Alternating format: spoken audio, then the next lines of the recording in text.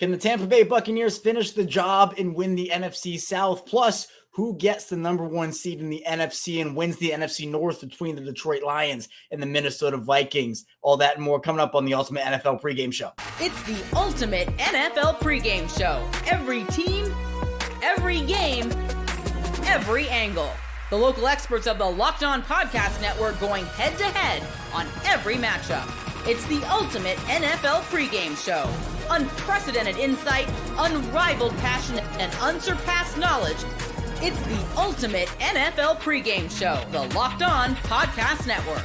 Your team every day. Week 18 in the NFL is officially here. We've got everything you need to know heading into the weekend from the local experts across the Locked On Podcast Network. I'm your host, Kevin Ostreicher, and from the primetime game, the big one of Vikings and Lions, the big 425 matchup between the Denver Broncos and the Kansas City Chiefs, to why the Tampa Bay Buccaneers and the New Orleans Saints might be more of an interesting game than some people anticipate with the NFC South on the line for the Buccaneers. We're going to go game by game to make you the most informed fan for game day, and it is crazy that we are already in the final week of the season. So it seems like yesterday we were just talking about Ravens and Chiefs opening up the year on Thursday Night Football, and here we are with the last slate of NFL games of the regular season, but a ton of great playoff matchups ahead, I'm sure. And we're going to start off this Week 18 Ultimate NFL Pregame Show with a look at the 1 p.m. Eastern slate of games. And kicking us off this week, it is the Tampa Bay Buccaneers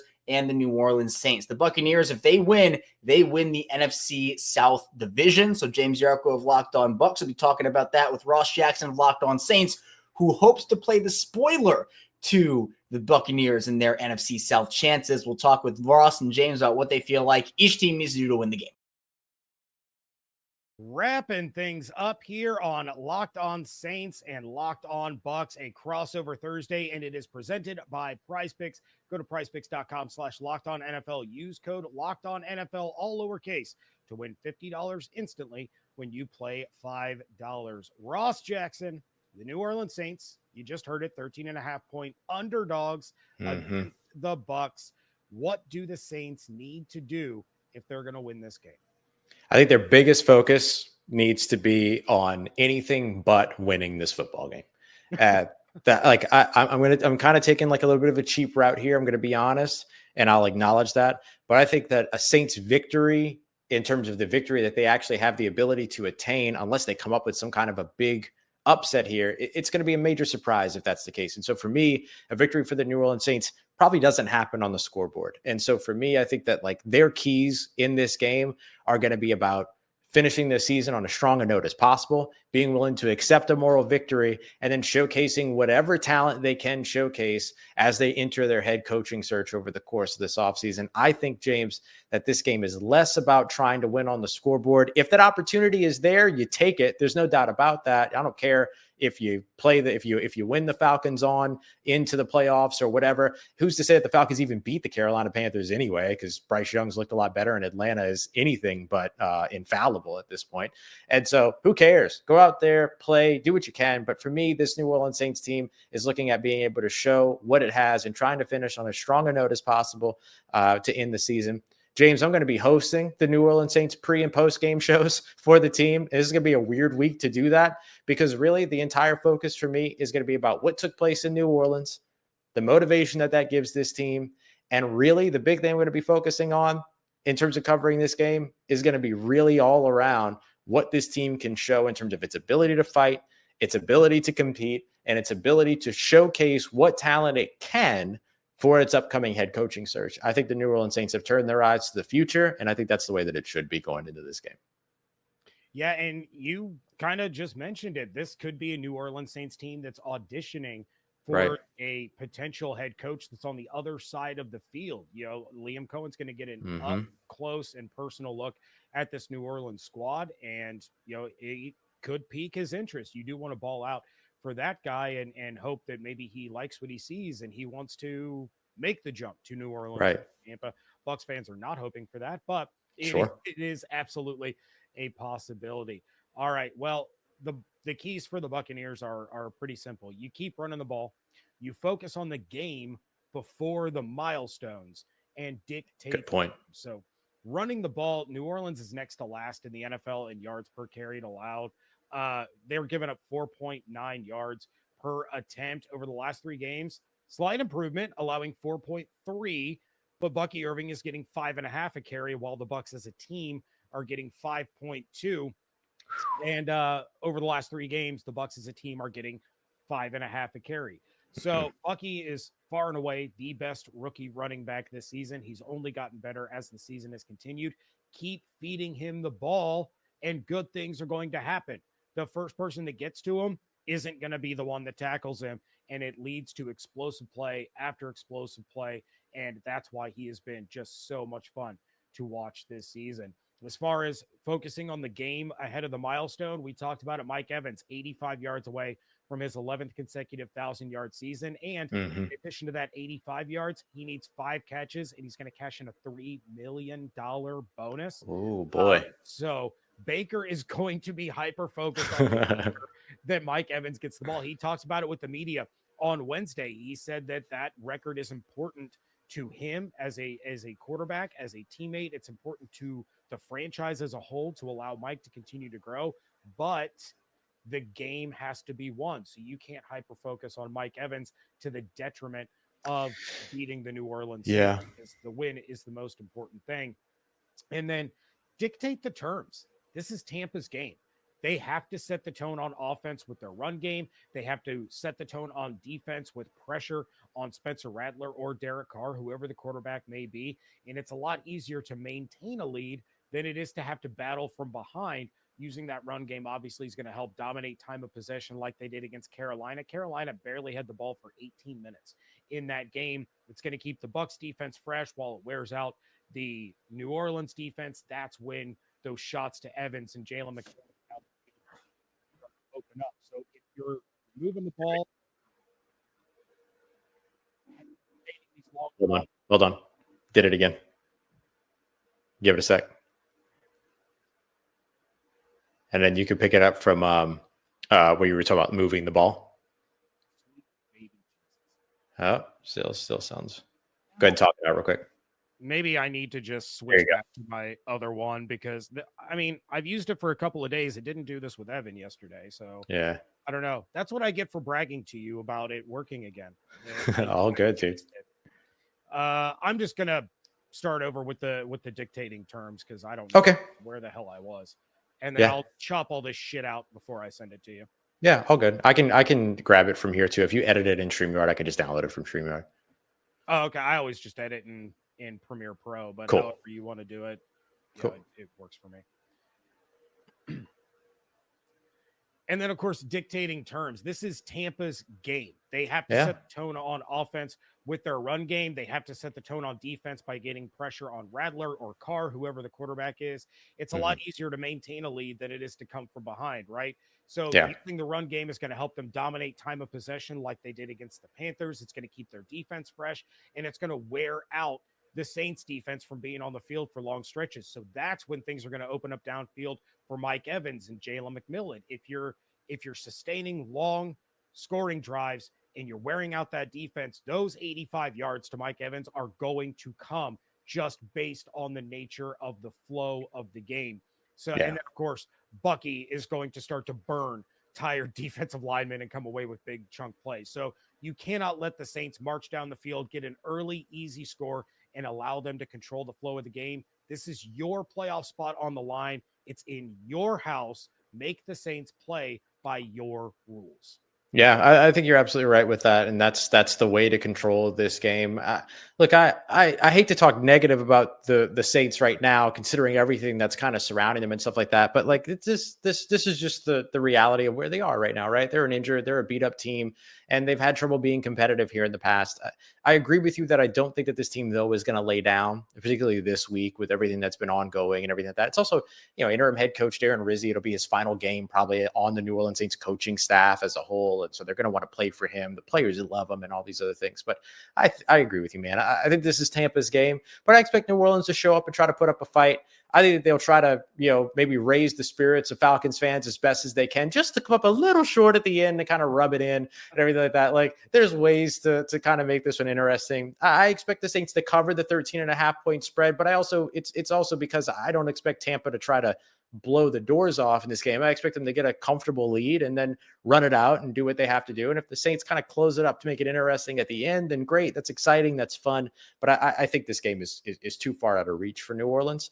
And I think that's the way that we'll see it. But I expect them to compete. I expect it to be fun. I expect the division rivalry to be a division rivalry. Ray J games are always weird between both of these teams, so I don't expect anything less in this one. And I think the Saints are just going to do everything they can to finish strong. But I just think that with what the Bucks bring firepower-wise over the offensive side, the Saints won't have what it takes to kind of keep up. And if they do, awesome. It'll be a lot of fun to watch. Be sure to check out James over at Locked On Bucks and Ross over at Locked On Saints, part of Locked On Podcast Network, your team every day. Now, if the Buccaneers can't get the job done, the Atlanta Falcons have an opportunity to steal the NFC South from the Buccaneers. So, Panthers and Falcons will match up in Week 18. Aaron Freeman of Locked On Falcons, Julian Council of Locked On Panthers take you through keys to victory for each side. So, Crossover Thursday here, presented by PrizePicks. Download the app and use code LOCKEDONNFL to win $50 instantly when you play $5. Aaron Freeman of Locked On Falcons, Julian Council of Locked On Panthers here to talk about this Week 18 matchup and sort of what each team needs to do in order to come away with the win, also known as keys to victory. And Julian, what are 3 things that you think the Panthers need to do in order to finish this season strong with a win? Yeah, as I've said every week on these things, Carolina needs to do more than 3 things in order to win these games based off of how things have gone in the past. But I think they played a lot better post-bye. They got the win against New Orleans at home. They got the win against the Giants in Munich, of course, and then came back after the bye and played some teams tough. But the last couple of weeks, they've been up and down. They get blown out by Cooper Rush and the Dallas Cowboys, and then they come back to beat an Arizona team. And then last week, well, what happened in Tampa is what happened. So my hope is that this team can show some resolve and really continue to build off the momentum that they had built kind of in the last month and a half and had that into 2025, getting their 5th win. But in order to do that, they're not going to stop the run. They're probably going to give up their 6th straight 200-yard rushing game in a row, and that's going to be another notch to why Jero Vero should not be back in Carolina next year. Now you look at who's playing. You don't have Shaq Thompson. You may not have Josie Jewell. You don't have Trevon Wallace, your rookie linebacker who filled in for Shaq. You don't have Derek Brown. Maybe you won't be able to stop the run because of that, and it's not necessarily the coordinator's fault. As Dave Canales continuously said, the scheme's not the problem. It's the players. Now, he didn't say the players part, but we all know the players part. But they got to try to make Atlanta at least work for it. If they can allow only like 4.8, 4.9 rushes per attempt, then that can help them in this game. I look offensively, like Thielen's been really good lately, but someone else outside of Adam Thielen's got to do something. Jalen Coker has been the receiver most likely to make some plays, was not super involved last week. Xavier Legette was targeted 9 times, only came up with 5 receptions and couldn't make some of those big plays. And you would like to see him make some plays on Sunday to feel good about him heading into the offseason, that for the first round pick from the year ago or from this season. And then also JT Sanders as well, who's not been that involved in the offense. So seeing some of these younger guys outside of Thielen making some plays and being involved, like that's, I think, a big key for Carolina, as I would imagine Atlanta's going to key on Adam Thielen as that main threat. And then, you got to take care of the football. Win the turnover battle in this game. I do think that would be key because you got a rookie over there, and Michael Penix Jr. has turned it over in both his starts so far this season, so it's likely he can give you one on Sunday. So if you get that turnover, you got to hold on to football as well and capitalize, play complementary football, something that has really eluded Carolina over the 6-year period where they are not going to make the playoffs yet again. Yeah, you talk about someone else stepping up instead of Adam Thielen. I'm like, I don't know if you need somebody else based off of how D. Alford, the Falcons nickel cornerback, has played very up and down these last couple of weeks. So, if he has another down game, then you just might, get 150 yards from Adam Thielen going up against D. Alford. So we'll see on that front. But I think you're right. The turnover battle is so key. It's a cliche for a reason, right? You just look it up and, you look in Carolina's wins this year, they're +4 in turnover margin, and their losses, they're -10. And Atlanta's wins, they're +9 in turnover margin, and their losses, they're -14. And so it's pretty simple when you give the opposing team opportunities to score more points by turning the football over, they're going to tend to score more points, and that's going to lead to you losing the football game. So that is also a key to victory for this Falcon team. I think the other one is just run the damn ball, as they say. You don't need to be cute about this, right? Last week, a big part of why the team was so successful in the first half, going up 17-7 against Washington, was because they ran the ball down Washington's throat. And then in the second half, they tried to get a little cute. They started to try to get Michael Penix into a rhythm, and they kind of abandoned the run game. And then next thing you know, their offense sort of stagnated, and Washington sort of have taken the lead, and then they were forced to have to throw the football at that point in time. And so, just stick with the run. That's as you said, everybody's been able to run against the Carolina Panther team. You don't necessarily have to get cute against that. And then the third key for me is just finish the season strong, right? Whatever that takes, the shape of it. Get the bad taste out of last week's loss out of your mouth. Don't show any quit or anything like that. Don't let Washington beat you twice. You have a chance to finish 5-1 in the division for the first time in 8 years. You have a chance for a winning record for the first time in 7 seasons. So it's one of those things where you still have something to play for, even if the fans are sort of all out and checked out of the season because of the playoffs. But for this football team, get something positive going at the end of the season so that at least you can carry that over into the offseason and say, okay, we did some good things at the end of the season that we can build off of going into 2025. Yeah, I mean, you bring up the fan standpoint. Is it going to be a ghost town in there on Sunday? Is there anybody showing up? Probably not. Yeah, it is what it is. It is. That's tough. You always hate that.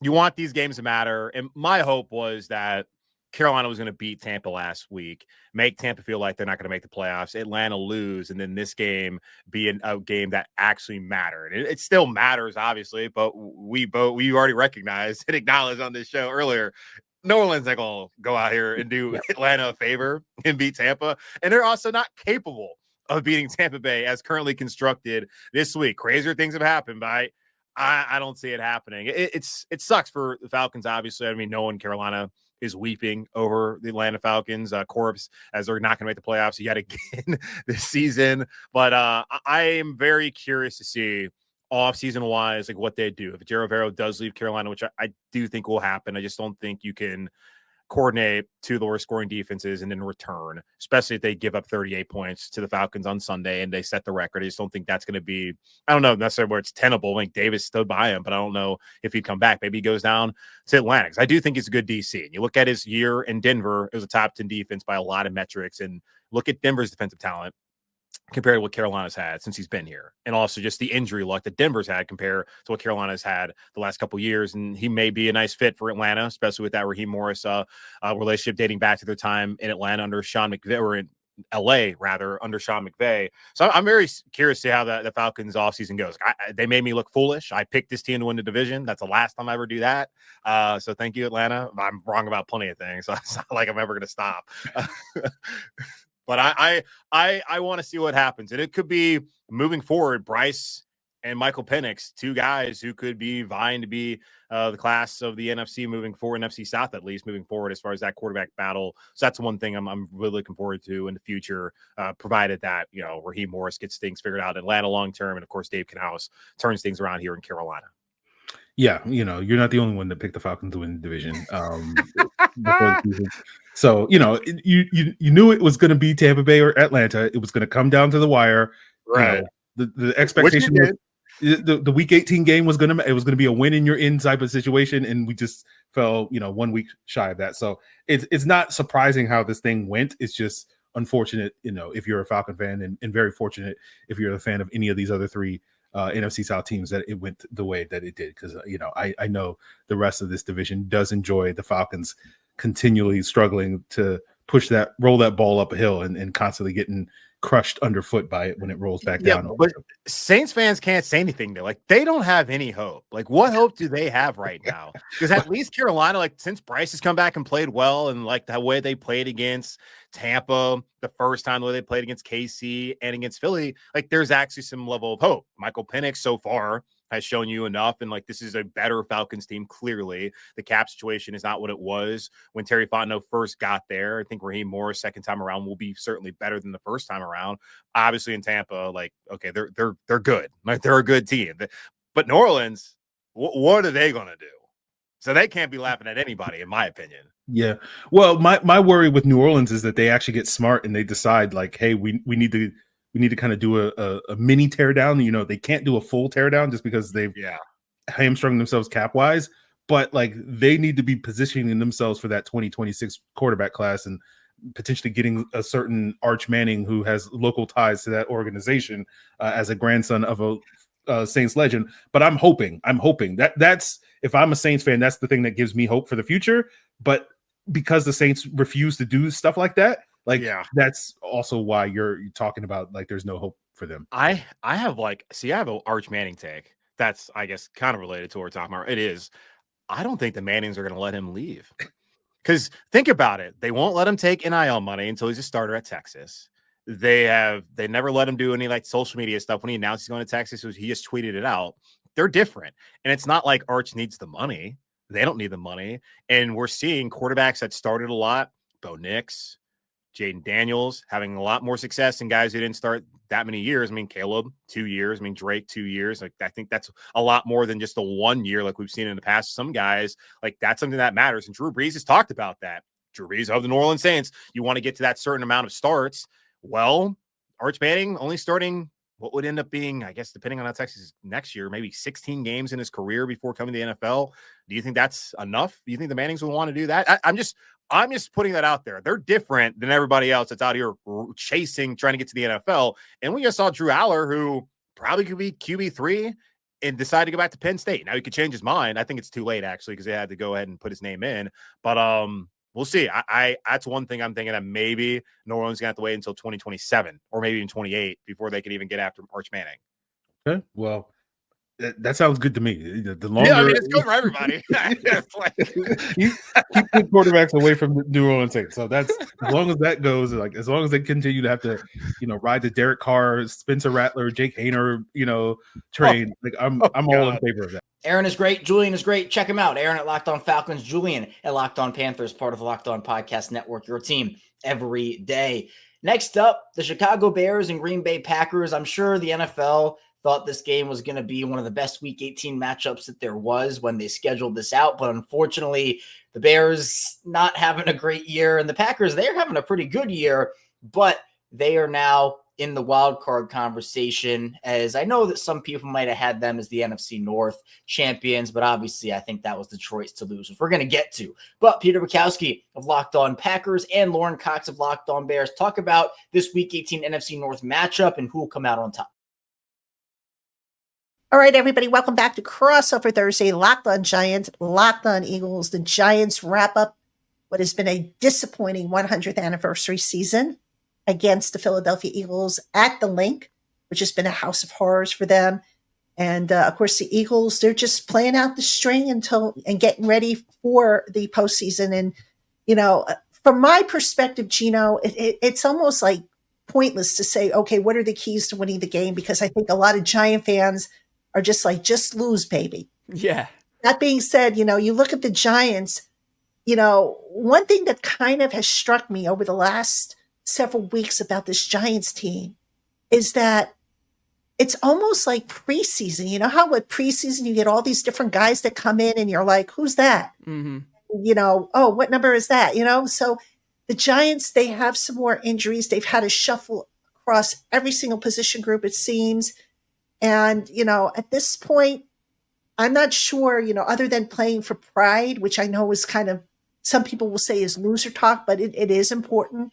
At this point, it's like, okay, the bigger question for the Giants is going to be what will ownership, I should say, decide regarding Brian Daboll and GM Joe Shea. Now, my feeling, and I've been saying this on my show, people don't want to hear it, but I'm not changing my opinion based on what I'm sensing. I think Shane stays. I am not sure that Daboll stays, but I do think last week's win helped them a little bit. I think if he can get this mash unit that he has to perform decently against the Eagles, I think maybe he's going to help himself even further with returning. Now, Gino, one other thing, Mike Garafolo of the NFL Network just reported that Nick Sirianni said that they're going to rest all the starters. So no Saquon or no of the starters. So we have our answer there. From your perspective now, what do the Eagles need to do to accomplish besides maybe coming out of this game unscathed? Yeah, unscathed is the way to approach this. And Nick Sirianni, smart guy. Never was not a fan of him. Always loved Nick Sirianni. Just kidding. That actually is a smart decision by him. But I think the key, and I want to say this because what you just said was very reminiscent of how I think the Cowboys were looking at last week's game with Mike McCarthy, where he started to rip off some wins, and they're like, oh, okay, maybe he does keep his job a little bit. And then last week, they rolled over and died. I mean, let's just call it what it is. 41-7 on the road against a chance to like completely derail the Eagles season, and they didn't even give him a showing.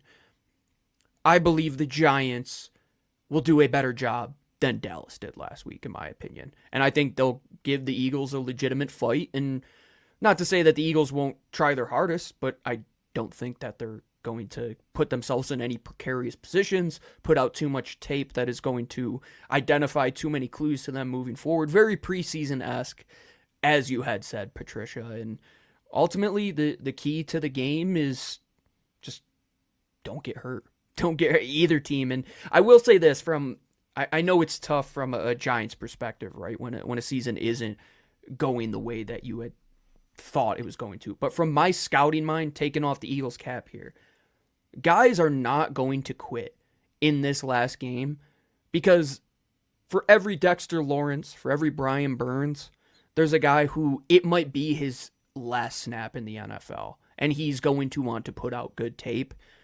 This isn't a roll over and die game for the Giants by any measure. I think it's a chance to keep Brian Daboll's job, like you had said, Patricia. If the guys do respond to him with a unit that is banged up, hey, that's what you want to see out of your head coach. But these guys might be playing for future jobs. As badly as the fans want to lose, the guys in the building hate losing. That is their profession. They only get to do this thing 17 times in a season. They don't want to lose this game.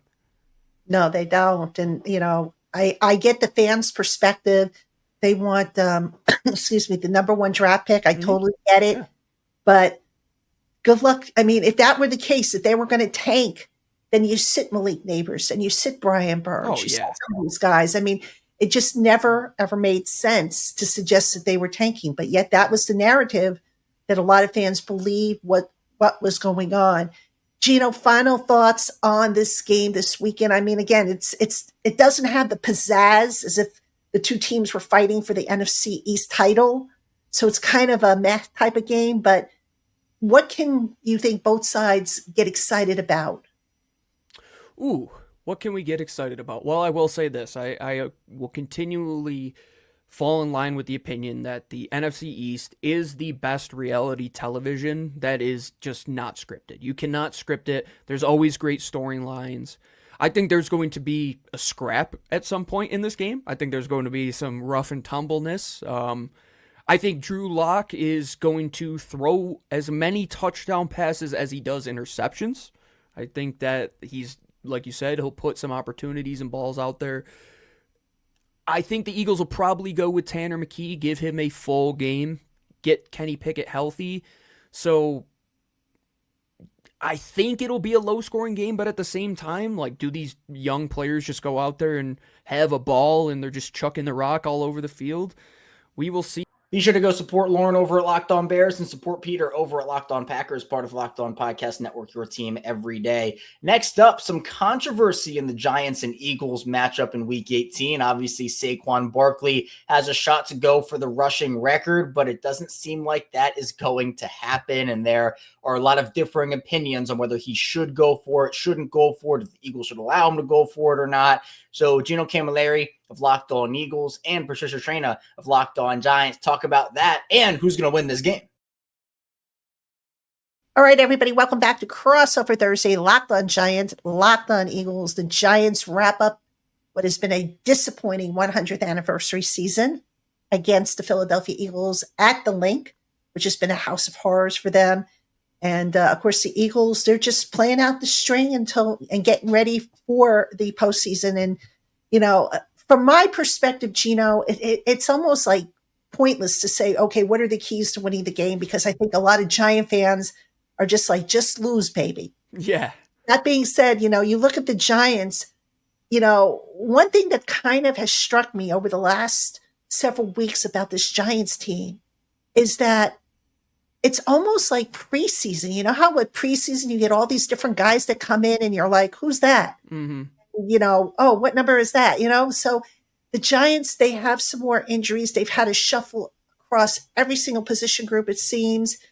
And, at this point, I'm not sure, other than playing for pride, which I know is kind of, some people will say is loser talk, but it is important. At this point, it's like, okay, the bigger question for the Giants is going to be what will ownership, I should say, decide regarding Brian Dable and GM Joe Shea. Now, my feeling, and I've been saying this on my show, people don't want to hear it, but I'm not changing my opinion based on what I'm sensing. I think Shane stays.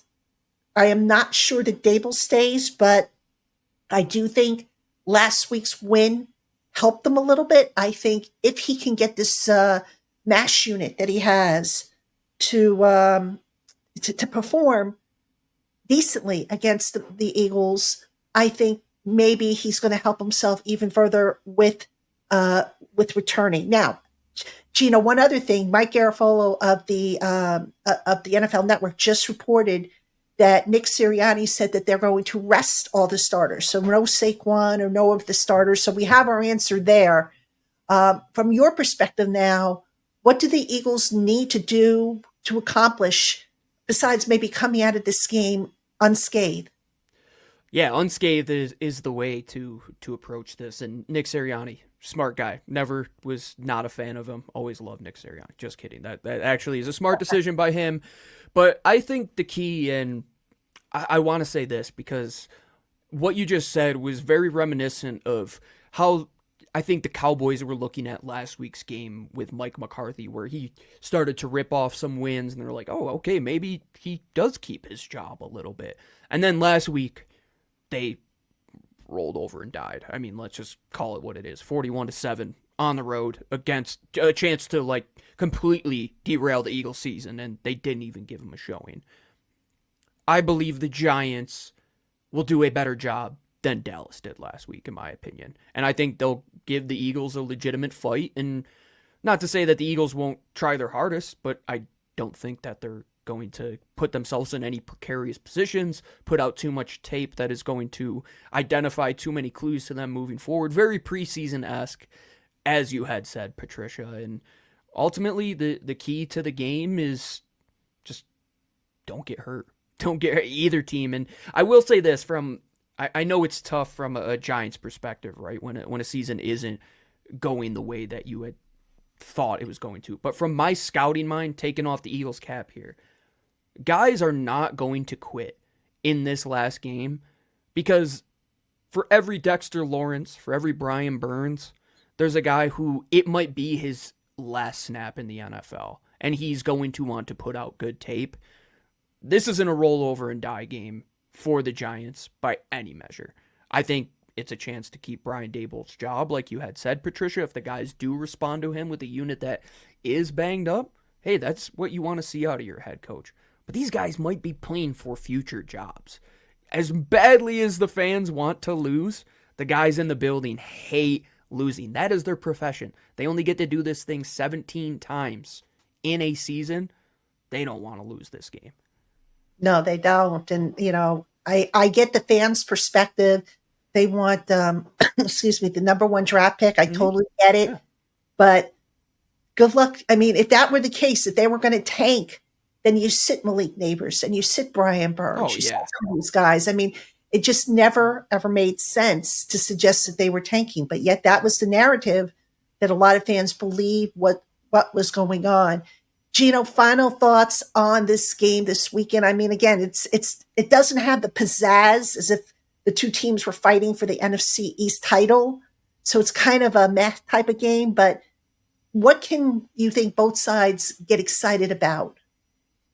Ooh, what can we get excited about? Well, I will say this. I will continually fall in line with the opinion that the NFC East is the best reality television that is just not scripted. You cannot script it. There's always great storylines. I think there's going to be a scrap at some point in this game. I think there's going to be some rough and tumbleness. I think Drew Lock is going to throw as many touchdown passes as he does interceptions. I think that he's, like you said, he'll put some opportunities and balls out there. I think the Eagles will probably go with Tanner McKee, give him a full game, get Kenny Pickett healthy. So I think it'll be a low-scoring game, but at the same time, like, do these young players just go out there and have a ball and they're just chucking the rock all over the field? We will see. Patricia does great work over on Locked On Giants, and Gino does great work over on Locked On Eagles, part of Locked On Podcast Network, your team every day. Coming up in the second part of the show, more 1 p.m. slate matchups to dive into. A lot of great ones still on the docket. Stay tuned. A lot to get to on the Ultimate NFL pregame show. First, the show is brought to you by PrizePicks. It's playoff time, and if you're like me, you want to make the most of these final weeks of football action. That's where PrizePicks comes in. If you love football and want a chance to win real money while watching the games, PrizePicks is the place for you. It's the best way to turn your sports opinions into cash with daily fantasy player projections. With PrizePicks, you simply pick more or less on player stats like total passing yards or rushing touchdowns, and for a shot to win up to 1,000 times your money. You can make your picks in less than 60 seconds, whether you're looking for a flex play to boost your payout or want to cash out quickly. PrizePicks has got you covered. With over 10 million members and billions of dollars of winnings, it's clear that people are loving this platform. I've been playing for a while now, and I'm having a blast. This week, I'm eyeing Jared Goff for more than 230 passing yards and Derrick Henry for more than 1 touchdown. It's so easy to use, and I love how fast the payouts are. Seriously, I've gotten paid out as little as 15 minutes when my picks hit, plus the weekly promos like Taco Tuesday discounts add even more value to my lineups. Here's a special offer for Locked On NFL listeners. Download the app today. Use code Locked On NFL to get $50 instantly after you play your first $5 lineup. Again, download the app today. Use code Locked On NFL to get $50 instantly after you play your first $5 lineup. PrizePicks, run your game. We are back. Second segment of the Ultimate NFL pregame show, Week 18 style. Kevin Alshaker still here with you, breaking down all of the Week 18 matchups with the help of our local experts here on the Locked On Podcast Network, your team every day. Let's continue on with the 1 p.m. slate of games. Cowboys Commanders is where we are going next. The Commanders are in the playoffs. The Cowboys are not. Maybe people had that flip-flop at the beginning of the season, but Jaden Daniels has done a great job in his rookie year in Washington, and the Cowboys, a lot of injuries and just an underwhelming year overall. So David Harrison of Locked On Commanders, Marcus Mosher of Locked On Cowboys, take you through keys to victory, key storylines, and more. It's a crossover edition of the Locked On Cowboys and Locked On Commanders podcast. We'd like to thank you for making us your first listen every single day. For your second listen, check out the new Locked On NFL show. 2 shows every single day, 1 in the morning with Tyler Rowland, 1 in the afternoon with Tony Wiggins, available wherever you get your podcasts. All right, David, let's do some keys to victory. What do the Commanders need to do on Sunday to get a W?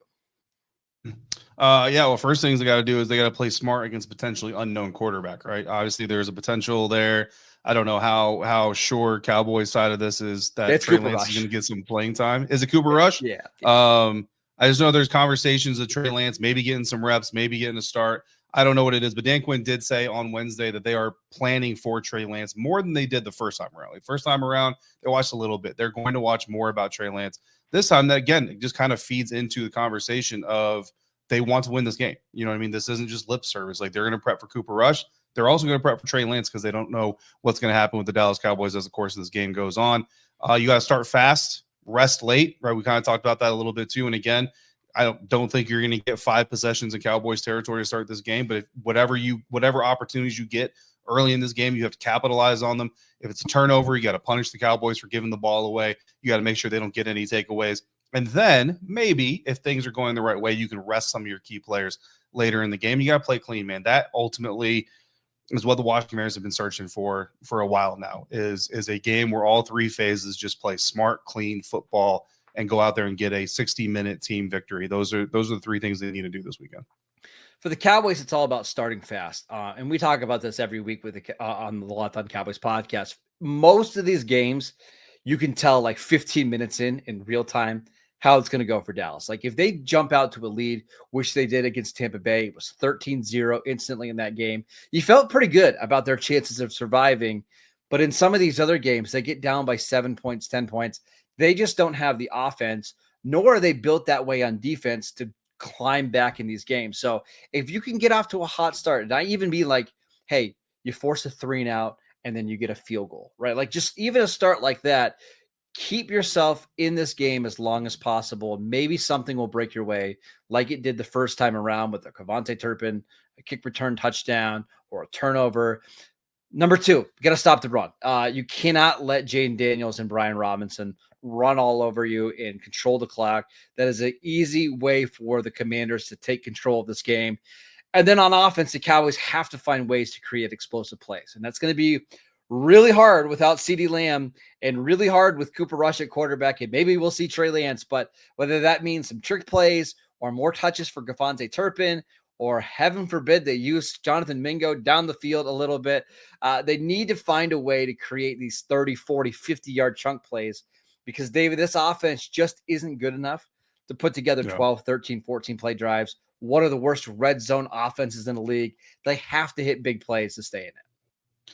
Yeah, no, I mean that all makes sense, and I think again, like mine, you kind of look at it, right? Obviously, the first one is really about the Dallas Cowboys specifically, but the rest of this is just about ending the season the right way for the Washington Commanders entering the playoffs, and it's not an intention.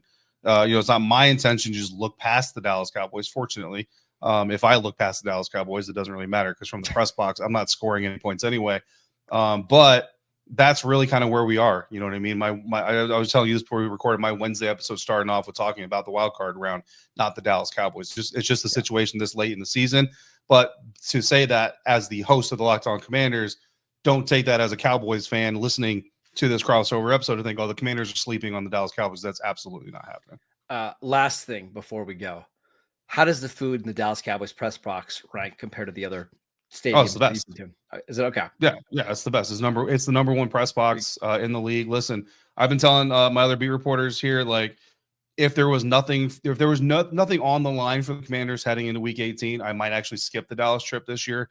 As Marcus, I'm self-funded, so I'm like, well, I might save myself a little bit of money instead. Sure. But also, it's Jerry's World, man. And Jerry's World is my favorite place in the entire National Football League because you can hate the Cowboys as a Commanders fan, or you can hate the rivalry, whatever you want to do. But at the end of the day, man, Uncle Jerry does it right. You know what I mean? We went there for Thanksgiving last year, and it was the best Thanksgiving game I've ever covered. So also the only Thanksgiving game I've ever covered. But anyway, Tampa is a close second. You know what I mean? Tampa is very nice as well, is a close second. But yeah, AT&T does it the best, which I'm happy for because Josh Harris is under, he's going to eventually develop a new stadium, and he's a lifelong Washington fan. Washington doesn't like Dallas, so he wants to one-up Dallas. He's got to do better than Jerry, and I'm looking forward to seeing what Josh unveils, whether it's 2030 or whenever it comes. I'm excited to see what it is because hopefully he's looking to top Jerry Jones. Be sure to check out David over at Locked On Commanders and Marcus over at Locked On Cowboys, part of Locked On Podcast Network, your team every day. Next up, the Houston Texans. They are locked into that 4 seed, but a lot of people are viewing them as a one and done. They're hopefully going to get some momentum for their sake against the Tennessee Titans, who have had a very underwhelming season or in the running for that number 1 pick as well. So Tyler Rowland of Locked On Titans and Big Sarge of Locked On Texans talk about which team will come out on top in this game and why it's important for both sides in different ways.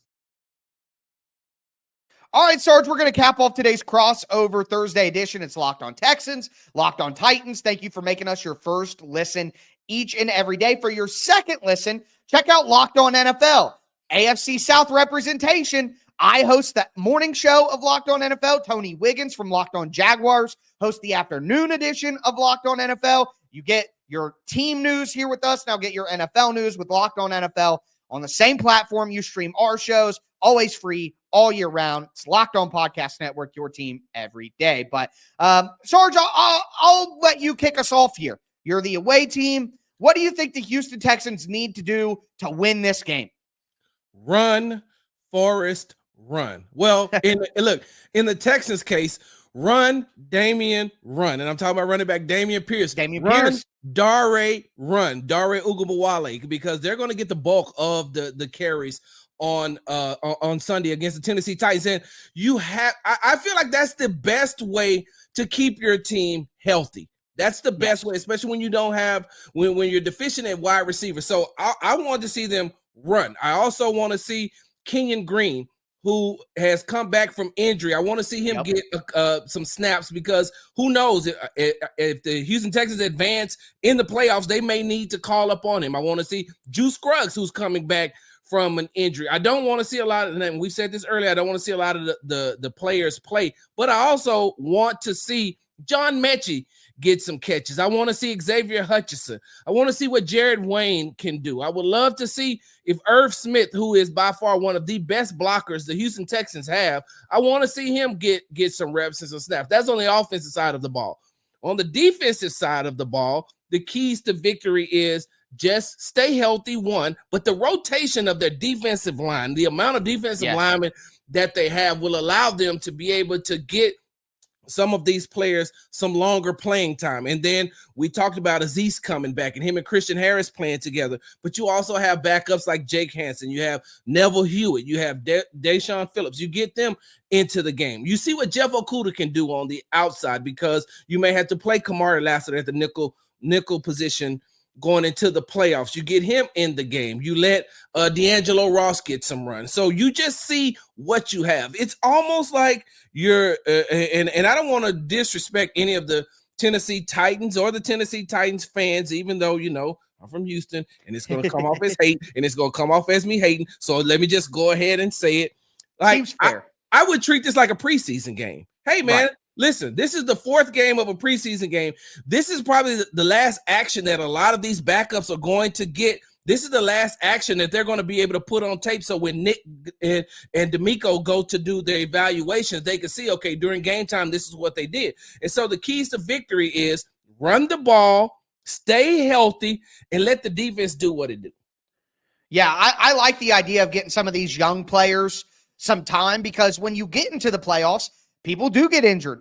Things happen. And some of these players for the Texans who maybe haven't played a ton all year might have to step up, and getting them some actual game reps against a team who's trying to win in the Titans, or at least putting their best players out there. That would be key. And I mean, I think that as long as they are able to do those things and the Texans build some momentum going forward, they still have a chance to win in the playoffs. Whoa, Tyler. Whoa.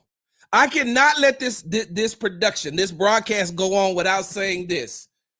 And Davis Mills is going to step up and perform. Listen, the Houston Texans aren't where they are right now. They don't have a CJ Stroud. They don't have a Will Anderson Jr. They don't have a D'Amico Ryans. They don't have a Tank Dell. They don't have all of that without the play of Davis Mills. Now, I know that's a backhanded compliment, but I would like to see Davis get on the field and do some things. Air it out, Davis. Air it out. I know I said run, but I forgot that Mills is going to be back. Well, I think if you run the ball successfully and play action off of that Davis Mills will be able to take some shots downfield, because the Titans have some backup safeties out there that honestly aren't playing great football. And the linebackers for the Titans that we expect to play aren't playing great football. They're young guys as well. So I think there's definitely an area of opportunity. For me, I can't even tell you keys to win, Sarge. I got to go with keys to defeat.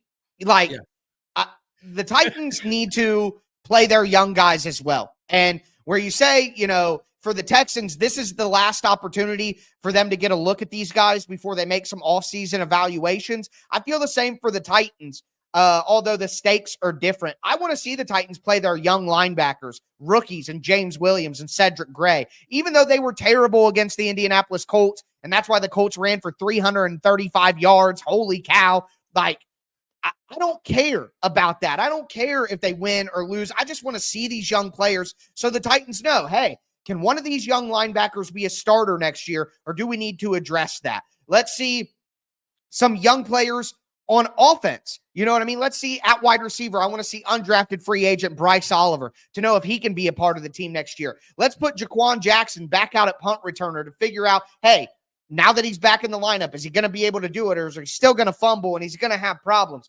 That's the type of stuff that I want to see from the Titans. I want to see some of their young players out on the field. That's a key to defeat. And also, I think the Titans have to continue to rotate that quarterback. Don't stop. Don't sit on the hot hand. Continue to rotate them in and out so that neither of them can get chemistry. Neither of them can gain momentum to make sure that you lose this game. Because for the Tennessee Titans, the only thing that can save this franchise right now, even if it's not wins, it's hope, and they need a new young quarterback. So whatever they have to do to lose this game, that's what they need to do. So keys to defeat for the Titans for me. Hey, and one more thing, Tyler. I think that you're going to see a player for the Houston Texans who's going to come back to Tennessee. He's angry. He's pissed off, not only for the fact that he, doesn't play in Tennessee anymore. He plays for the Texans now, but he's also coming off a suspension. He's also hasn't played in a while, and he plays aggressive, and he loves the Houston Texans fans. He loves them. Got out and did he had a fan event. There was a watch party going on, and he showed up. And I'm talking about Azeez Al-Shaair. And nothing would make him feel more prouder and get the city of Houston give him more love than to go in there to beat the Tennessee Titans with those Oilers uniforms on.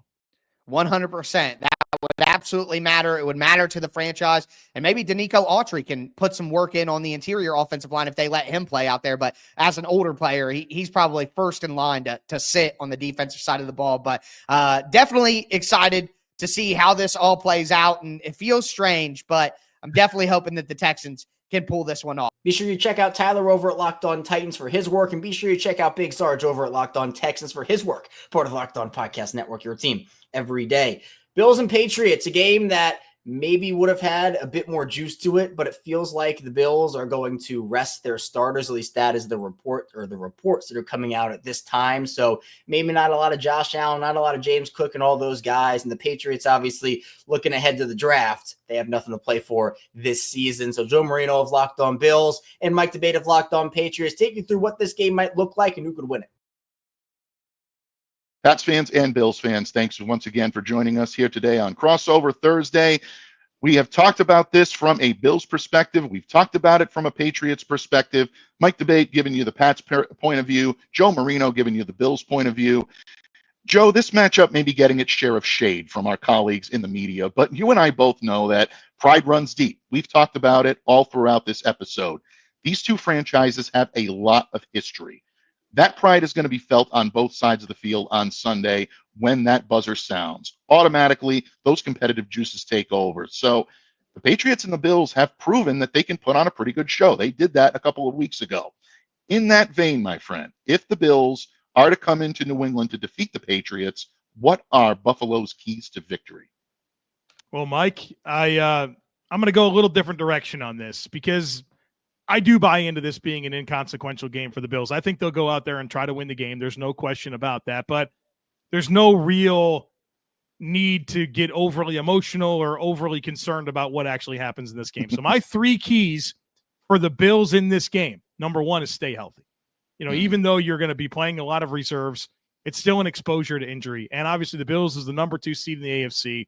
They want to go on a deep postseason run, and their best chance to do that is going to be with their players being healthy. So get through this game healthy first and foremost. Number two is there are 3 important statistical feats that I think this Bills team should chase. Number one, which will happen, is Josh Allen continuing his consecutive starts streak. It's currently at 114 consecutive starts. The next closest quarterback in the NFL is Jared Goff with 53. There's a massive gap. This is a historic consecutive start streak. I think it's maybe 13th all time. And you know as well as I do that the conversations about Josh Allen have been for his entire career about durability. And if he can play the way that he does and be available for his football team, well, Mike, he's the most durable quarterback in the NFL, and it's not particularly close. It's meaningful to him. It's meaningful to the Buffalo Bills for Josh Allen to go out there and get this start because it is worthwhile for that to continue. It's very impressive, and it's important. It should continue. The second feat that I think the Bills should chase is James Cook getting 1,000 yards rushing on the season. He's had a great year. The touchdown production is off the charts. He leads the NFL in rushing touchdowns. I don't think a lot of people know that. But he's 19 yards away from 1,000 yards. And he's the lead back for the Bills, but he's only like a 50% of the snaps player. It's not like Saquon Barkley plays 80% of the snaps. James is the lead back, but he doesn't play a high volume of snaps. And I think it's important for him to be able to stack another season of 1,000-yard rushing. So I'm hopeful that he goes out there and gets those 19 yards.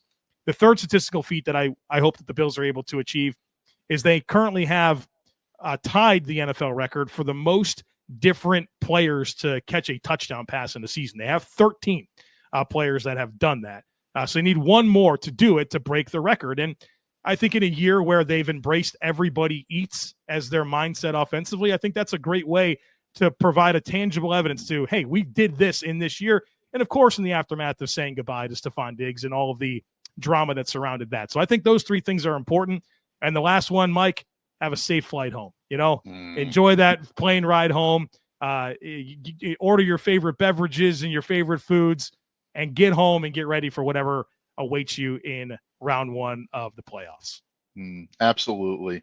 The nostalgia I can conjure up after hearing Joe describe exactly what he just described is absolutely amazing.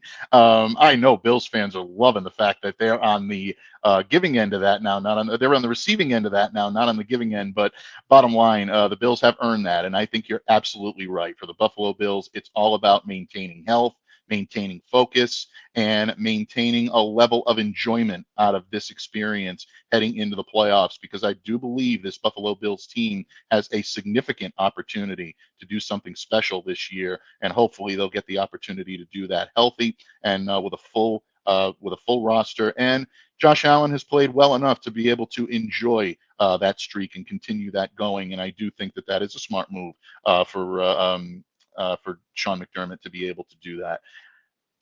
From a Patriots perspective, I'm looking at this game as well as not a whole lot to play for, other than the fact that the New England Patriots would benefit more from a loss than a win. I don't think there's anybody that'll argue that right now. Now, whether or not the coaching staff will allow them to play that way, I think we've got our answer. Gerard Mayo and this coaching staff and the players have said they're going to go out there and they're going to try to win the game.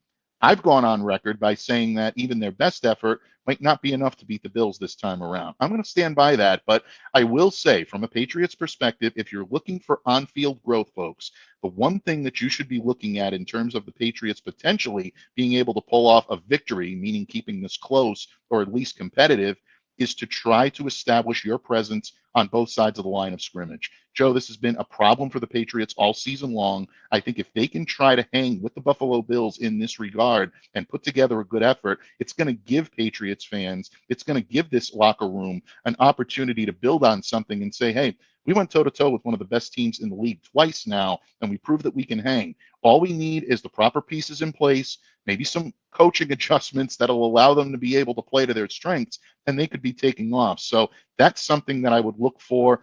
Patriots are definitely going to want to try to wrap up the run, which means probably going after Ray Davis a little bit. Ty Johnson, I think, is someone that could see carries down the stretch as well, so the Patriots have to be ready for him. But that is really, I think, a big key for them. The second is if they are able to keep this close, don't be afraid to take shots down the field. The first time around these two teams played, Patriots were able to exploit a mismatch, and I say that with respect to Kyer Elam, but it was a mismatch at the opportunity where Drake May was able to find Kayshon Boutte for an impressive touchdown catch. Those are the types of chances the Patriots have to take, even if Drake is not going to play long into this game, and I don't believe he should. I'm actually on record by saying I don't think the Patriots should play him at all in this game. Keep him healthy, keep him going to next year. But right now, if you do see the opportunity to take advantage of a potential mismatch, don't miss it. Take it, because it will allow you to have some confidence heading into next year. And the biggest thing I'm looking at for the New England Patriots from this game, Joe, protect the football. This team has turned the football over in key situations far too often. Ramondre Stevenson still is coming into this game with 7 fumbles. You need to shore that up if you're the lead back again next year. Give the ball to Antonio Gibson. Allow this team to be able to hold on to it and stop committing egregious penalties when they're absolutely unneeded, especially when they kill drives late in the game. So if the Patriots do all 3 of those, I think they come away with a moral victory regardless whether the score supports it or not. That to me is what I'm looking for the New England Patriots. But this has been a blast, my friend. We always get a chance to cross the streams twice per year. Can't ask for more than your professionalism. Your friendship always means a great deal to me. Sincerely hoping that both teams just get through this game healthy, and that, begrudgingly, Patriots Nation, I think, wishes the Buffalo Bills all the best in the playoffs because there's a team out in Kansas City that has a little bit more ire, and has a little bit more of the ire of Patriots fans right now. So whether Bills fans want the support or not, you may be getting it from a majority of Patriots Nation this year. That's interesting. I've not considered that angle. Obviously, the Bills have their own problem with the Kansas City Chiefs. They'd like to get past them, but also the Bills have the record for most consecutive Super Bowl appearances with 4. Well, Kansas City gets back there this year. That's 3 in a row, and you want to cling to the history that you have. And I know that the Patriots and their dynasty always would like to be revered at a higher regard than what's brewing in Kansas City. And I hope when it's all said and done that is the case. Joe is great. Check him out over at Locked On Bills. Mike is great. Check him out over at Locked On Patriots, part of Locked On Podcast Network, your team every day. Last game of the 1 p.m. slate, the Jacksonville Jaguars and Indianapolis Colts, 2 teams that, man, it's been rough. Obviously, more rough for the Jaguars, right? I would say, because they've just had a worse season overall. But the Colts, coming off that embarrassing loss to the Giants, they certainly have some soul searching to do as well. So Tony Wiggins of Locked On Jaguars and Jake Arthur of Locked On Colts talk about what's next for these 2 franchises and what this game means for both sides. All right, guys, welcome back to Crossover Thursday, which is presented by PrizePicks. Go to prizepicks.com/LockedOnNFL and use code all lowercase Locked On NFL to win $50 instantly when you play just 5. All right, Tony. So I can think of about 16 reasons the Jaguars could win this one, but why don't you give me your top 3 that could lead them to victory? They, believe it or not, what they've been through this year, they still play with a lot of pride. They still, they lost more close games by 1 score. I think they have 8 games that they lost by 1 score, and they lead the league in that. So they've always been fiercely competitive when they play. So I do believe the thing that they have going is they had a lot of young guys that are really, really trying to put good stuff on tape, whether they're going to be here or somewhere else. So they really have not given up or quit. They ain't sitting there thinking about no draft pick, man. You know what I'm saying? And I don't know how you tank anyway in a contact sport, because whether you tank or not, you're going to get punched in the mouth. So you might as well fight back. You know what I mean? And you'll get hurt by trying to actually tank and give the game away. These guys just don't do that, man. They actually go out and give it 100% each and every time, and they do have a certain amount of football character, and you got to chalk that up to them. And they're just not very good. That's just it. They're just not a very good team. And sometimes it comes down to that. Like, teams have heart. They try hard. It's just a talent discrepancy. They don't have enough, whether it's depth or injuries. For the Colts, I mean, I got to keep it simple because, again, like I said, you never know what they're going to do. So right. I think in order to win this game against the Jaguars, they got to limit the turnovers, because last week against the Giants, the offense actually did largely show up. It was the defense that couldn't stop a dang thing. DeForest Buckner said they couldn't stop a nosebleed, but Flacco throws a pick on the first drive, and then in their final 2 drives, still within 1 score. Yep. Interception and a fumble.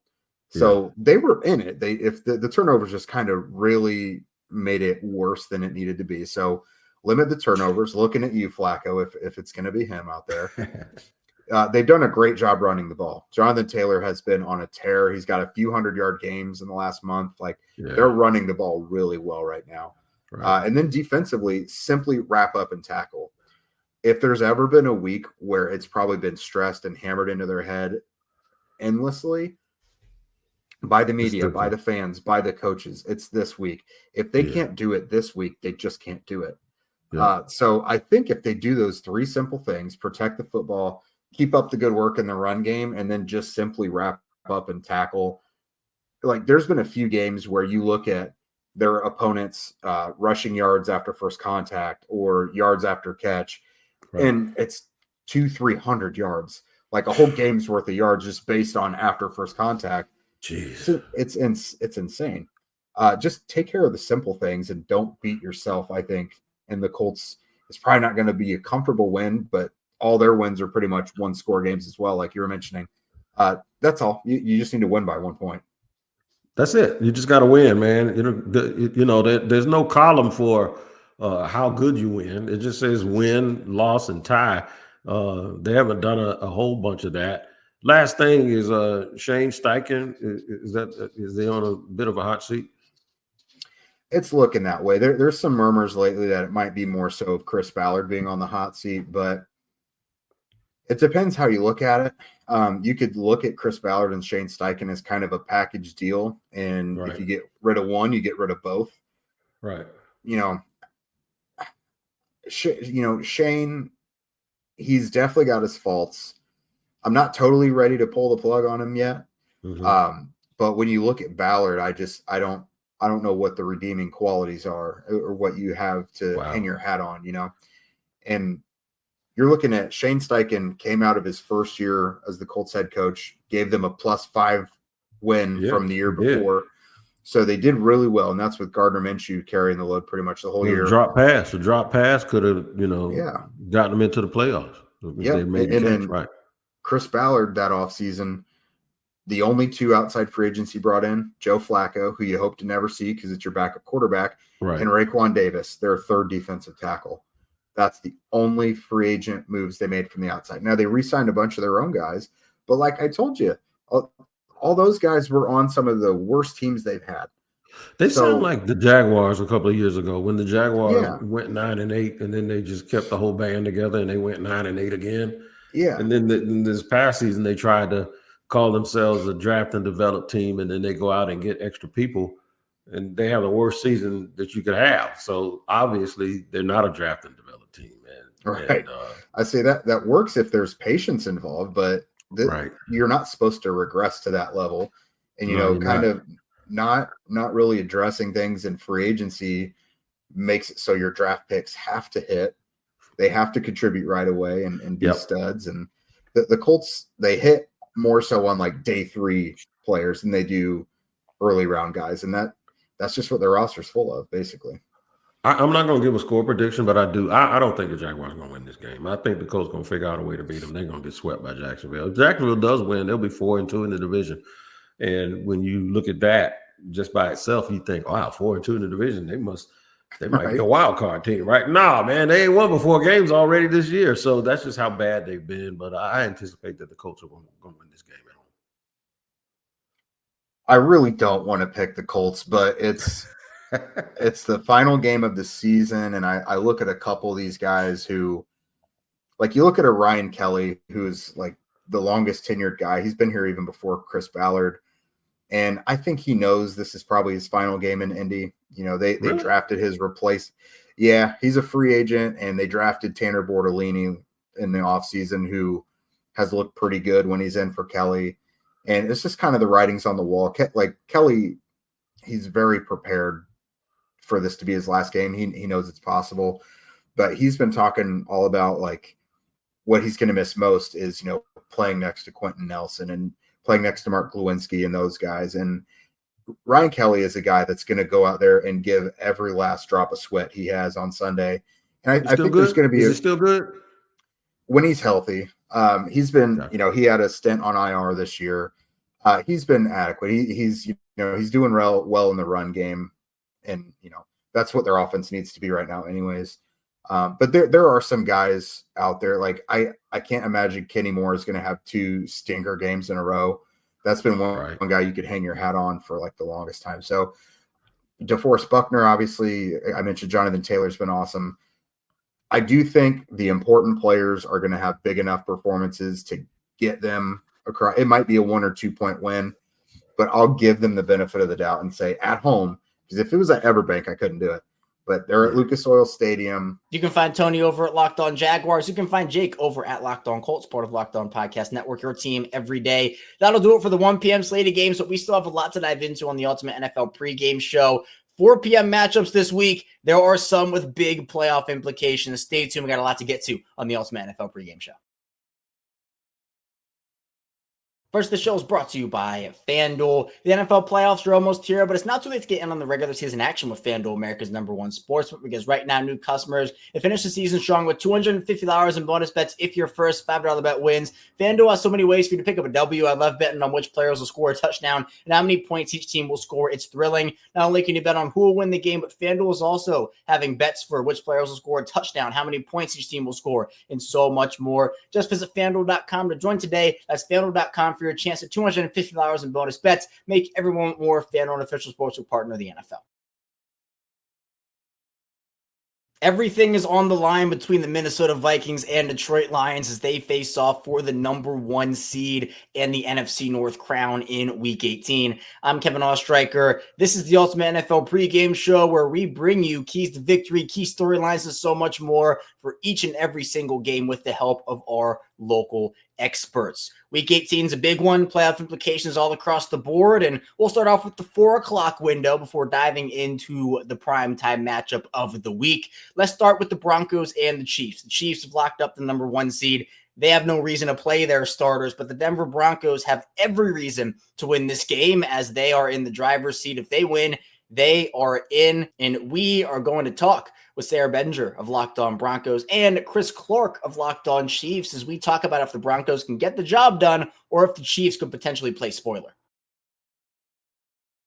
As we jump into the fourth quarter of Crossover Thursday edition, Locked On Broncos, Locked On Chiefs, once again want to say thank you to every single one of you that makes us your first listen of the day every single day. And if you haven't already done so, hit subscribe wherever you listen. Keys to victory for the Denver Broncos and the Kansas City Chiefs in Week 18. Chris, I'm going to throw it to you. First of all, tell us if winning really even matters for the Chiefs at this point. And we know there's no stakes, but what do they got to do in this game, regardless if it's keys to victory or just keys in general? What do you want to see? 3 things from the Chiefs in this game in Week 18. Take care of the ball, #1, play physical football, #2, and really just, show what you have as a young guy. Go out and throw your body around, try to make plays, show, do your assignments as you are supposed to do them. And, maybe you can find a way to get a victory against the Broncos. You're right. It doesn't matter, but you're never going to try to lose the game either. So, that's a big thing. And you don't want to have that attitude of going in of, oh, we're going to lose. They're going to be trying to win this game. Now, does it mean that they're going to pull out trick plays or they're going to do things or they're going to use players that would essentially get them to a victory? No, I don't think so. I think that they're just going to try to play their game plan that they have in place. If you take care of the ball and you get turnovers, that's the other thing. And when we talked about offense, it's you don't know who the offensive players you're going to be going up against, but you also don't know the defensive players you're going to be going up against, what their tendencies are, what you can beat them with, what they like to do in certain situations. So you could see a situation where maybe Nick thinks something's going to be open and a young guy is just looking for something specifically and says, okay, I can go get the ball. And maybe turnovers change this game completely. You get down, 2-3 turnovers in a game like this. It doesn't matter if you're playing a bunch of starters versus a bunch of backups. NFL is the NFL. Anybody can win on any given Sunday, especially if you give them the right opportunities. Absolutely. And that's exactly what I think a lot of Broncos fans are worried about going into this game is, well, yeah, sure, you're playing backups for Kansas City, but at the same time, those guys still get paid to play, and you're going to have to bring your best, which leads me to 3 keys to victory for the Denver Broncos in Week 18 here. #1, you got to force those turnovers. Don't be the one turning the ball over. Force those turnovers and give that young offense extra possessions. That's going to be huge in a game like this to increase your margin for error. #2, win the field position and time of possession battle. If you do struggle offensively, make sure that you are at least getting a couple of first downs every drive and that you're able to pin the Chiefs deep to lengthen the field for them and create the at least the illusion that it's going to take longer to get to the end zone for that offense. And it plays into the strength of your defense as well to be able to do that. And then #3, easier said than done. Put this game away early. Convert on your opportunities that you get. If you are able to march the ball down the field, don't be missing opportunities on 3rd and short from inside the 20. Make sure you are scoring touchdowns early and often this game. Put the Chiefs in as big of a hole as you possibly can early on to once again increase that margin for error throughout the game. It's all about how you start. And the Denver Broncos have had a number of games this year. They've won 9 games, Chris, 8 of those 9 victories for the Denver Broncos has been by 9 or more points. They've only won one game by 1 score. It was against the New York Jets earlier this season. Every other game that they've won has been of blowout fashion. And so I think that's what you want to do, is replicate the formula that you had in those other games where you won by 2 or more scores. And it's funny because the Chiefs are almost the exact opposite. Just about every single game they've won this year has been close and been a 1-score game at the very end of the game. So it's a lot different. And I agree with you. I think that the Broncos need to look at this game and they need to try to put it away early, because the last thing, while I think the Chiefs are going to try to win, I don't expect, if they get down 2 or 3 scores, that Andy Reid is going to say, we got to try to win this game, and they're going to put Carson Wentz in there and have him, throw the ball 45, 50 times a game in the game. I think they're going to look at it and say, okay, maybe we're not going to win this game, but we're going to still try to run the ball a little bit. We're going to try to pass the ball. We're going to try to do some things, but maybe winning isn't going to be something that we can do. So we're not going to drop him back, especially with maybe a potential backup offensive line, and who knows who's going to be out there as your wide receivers or tight ends. So I don't think if the Broncos get up early, I don't see the Chiefs really trying to force their way back into the game, because as we've said the entire time, this game doesn't matter for Kansas City. It's more of, can we show what we need to? Can we get some of our guys experience? Because while it's not a huge pressure situation for the Chiefs, some of these guys are going to feel pressure because this is their first opportunity to really get extended playing time in the NFL, and they want to show what they can do, and they want to get experience and get ready for if they are called on in the playoffs. Yeah, and that's where the Broncos starters doing their job is going to be absolutely essential. Do your job out there and make sure that you do not make a bunch of mistakes. No unforced errors, none of this, 15-yard penalties, get bailing other teams out on third and late. That's what they've been doing a lot in this streak of games right now, where they've been tight with the Browns. They were tight with the Colts. They lost to the Chargers and the Bengals. A lot of unforced errors. There are a lot of self-inflicted wounds that they have had in order to extend drives for the opposing offense, things like that. Don't allow this Chiefs team, whoever does come out there to play in Week 18, don't allow them to have those extra opportunities. You need to create those for yourself in this game. Want to see the Broncos run the ball well, obviously. Want to see the young guys step up. Chris, Bo Nix, he's already over 30. He's at 30 total touchdowns this season, which is kind of crazy considering where kind of projected he might be at the beginning of the season.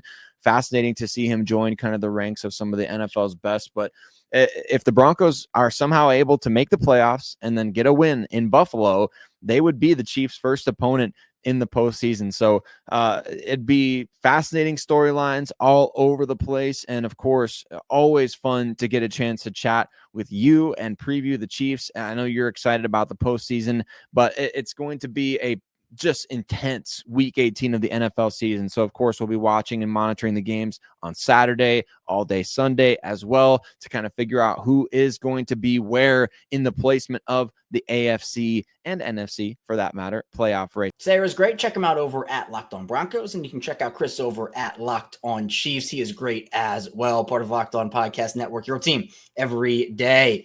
Next up, the Chargers and the Raiders. The Chargers have made the playoffs, but they, depending on what happens during the Saturday games between Ravens and Browns and Steelers and Bengals, could potentially move up to the number 5 seed. And the Raiders, on the other hand, been a rough year for them. Nothing to play for this season. David Drogemeyer of Locked On Chargers, your boy Q of Locked On Raiders. Talk about who wins this one.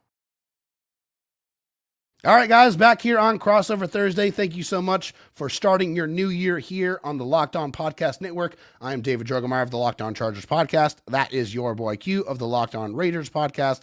Always a great time. Before we get into these keys to victory for each team, got to remind you that Crossover Thursday is presented by PrizePicks. Download the app and use code LOCKEDONNFL to win $50 instantly when you play $5. So, I am the Chargers are the away team, so I'll go ahead and kick things off here with the keys to victory. So for me, the keys to victory are pretty simple. Number 1, prepare like it matters, because you just don't know what's going to happen. So that's number 1. Number 2, win the turnover battle. This is something that's been very important to any game that's been played in the National Football League. You got to win the turnover battle. If you don't, you're probably going to lose. And for me, the last one is player specific. I usually don't do this on crossovers, but when the player is as dynamic as Brock Bowers, then it's do everything you can to stop Brock Bowers. Nobody's been able to, so we got to try to limit his effectiveness. Now, the Chargers won't know really if they have anything to play for in this game until Saturday night's game with the Bengals and the Steelers conclude. If the Bengals win, then the Chargers have everything to play for. What is that? The 5th seed in the playoffs, which would give them a date with the Houston Texans in Houston, which I think if you look at the AFC playoff picture objectively, they're a team that's kind of sputtering towards the finish. And so that's a team that the Chargers, I think, would very much like to play in the first round of the playoffs because I feel like they would feel like they can get that victory. So if that happens, then yes, I expect the Chargers to go out there full force and go out there and try to get that win. If they don't, then I would expect to see some starters get rested because there's just nothing that the game means to the Chargers at that point. So I feel like that's probably going to be the game plan. But you got to prepare like the game matters. You can't expect the Bengals to lose or win. You got to worry about the Raiders. You can't overlook them because like I said, I'm sure the Raiders would love nothing more than to spoil the Chargers' chances at getting that 5th seed if it's up for grabs, or just finishing their season strong with a 3-game winning streak. So second thing, win the turnover battle. The Chargers turnover, their turnover margin is fantastic. It's plus 11. So they've done a very, very good job of limiting the turnovers and getting those turnovers all season long. The Raiders, on the other hand, are minus 15. So they just have had a really hard time keeping hold of the football. Most of that's been quarterback interceptions, which with Aiden O'Connell out there, he's a little bit more protective of the football, a little bit more careful. He doesn't really cough it up as much as, let's say, a Gardner Minshew had throughout the season. So that's definitely something that's going to be important to this game. And then Brock Bowers, like I said, he's an absolute maniac. So you got to try to do your best to try to limit his effectiveness because he has the type of talent to take over a football game. But for the Raiders, what would you say is the keys to victory to go out and finish the 2024 season out with a bang?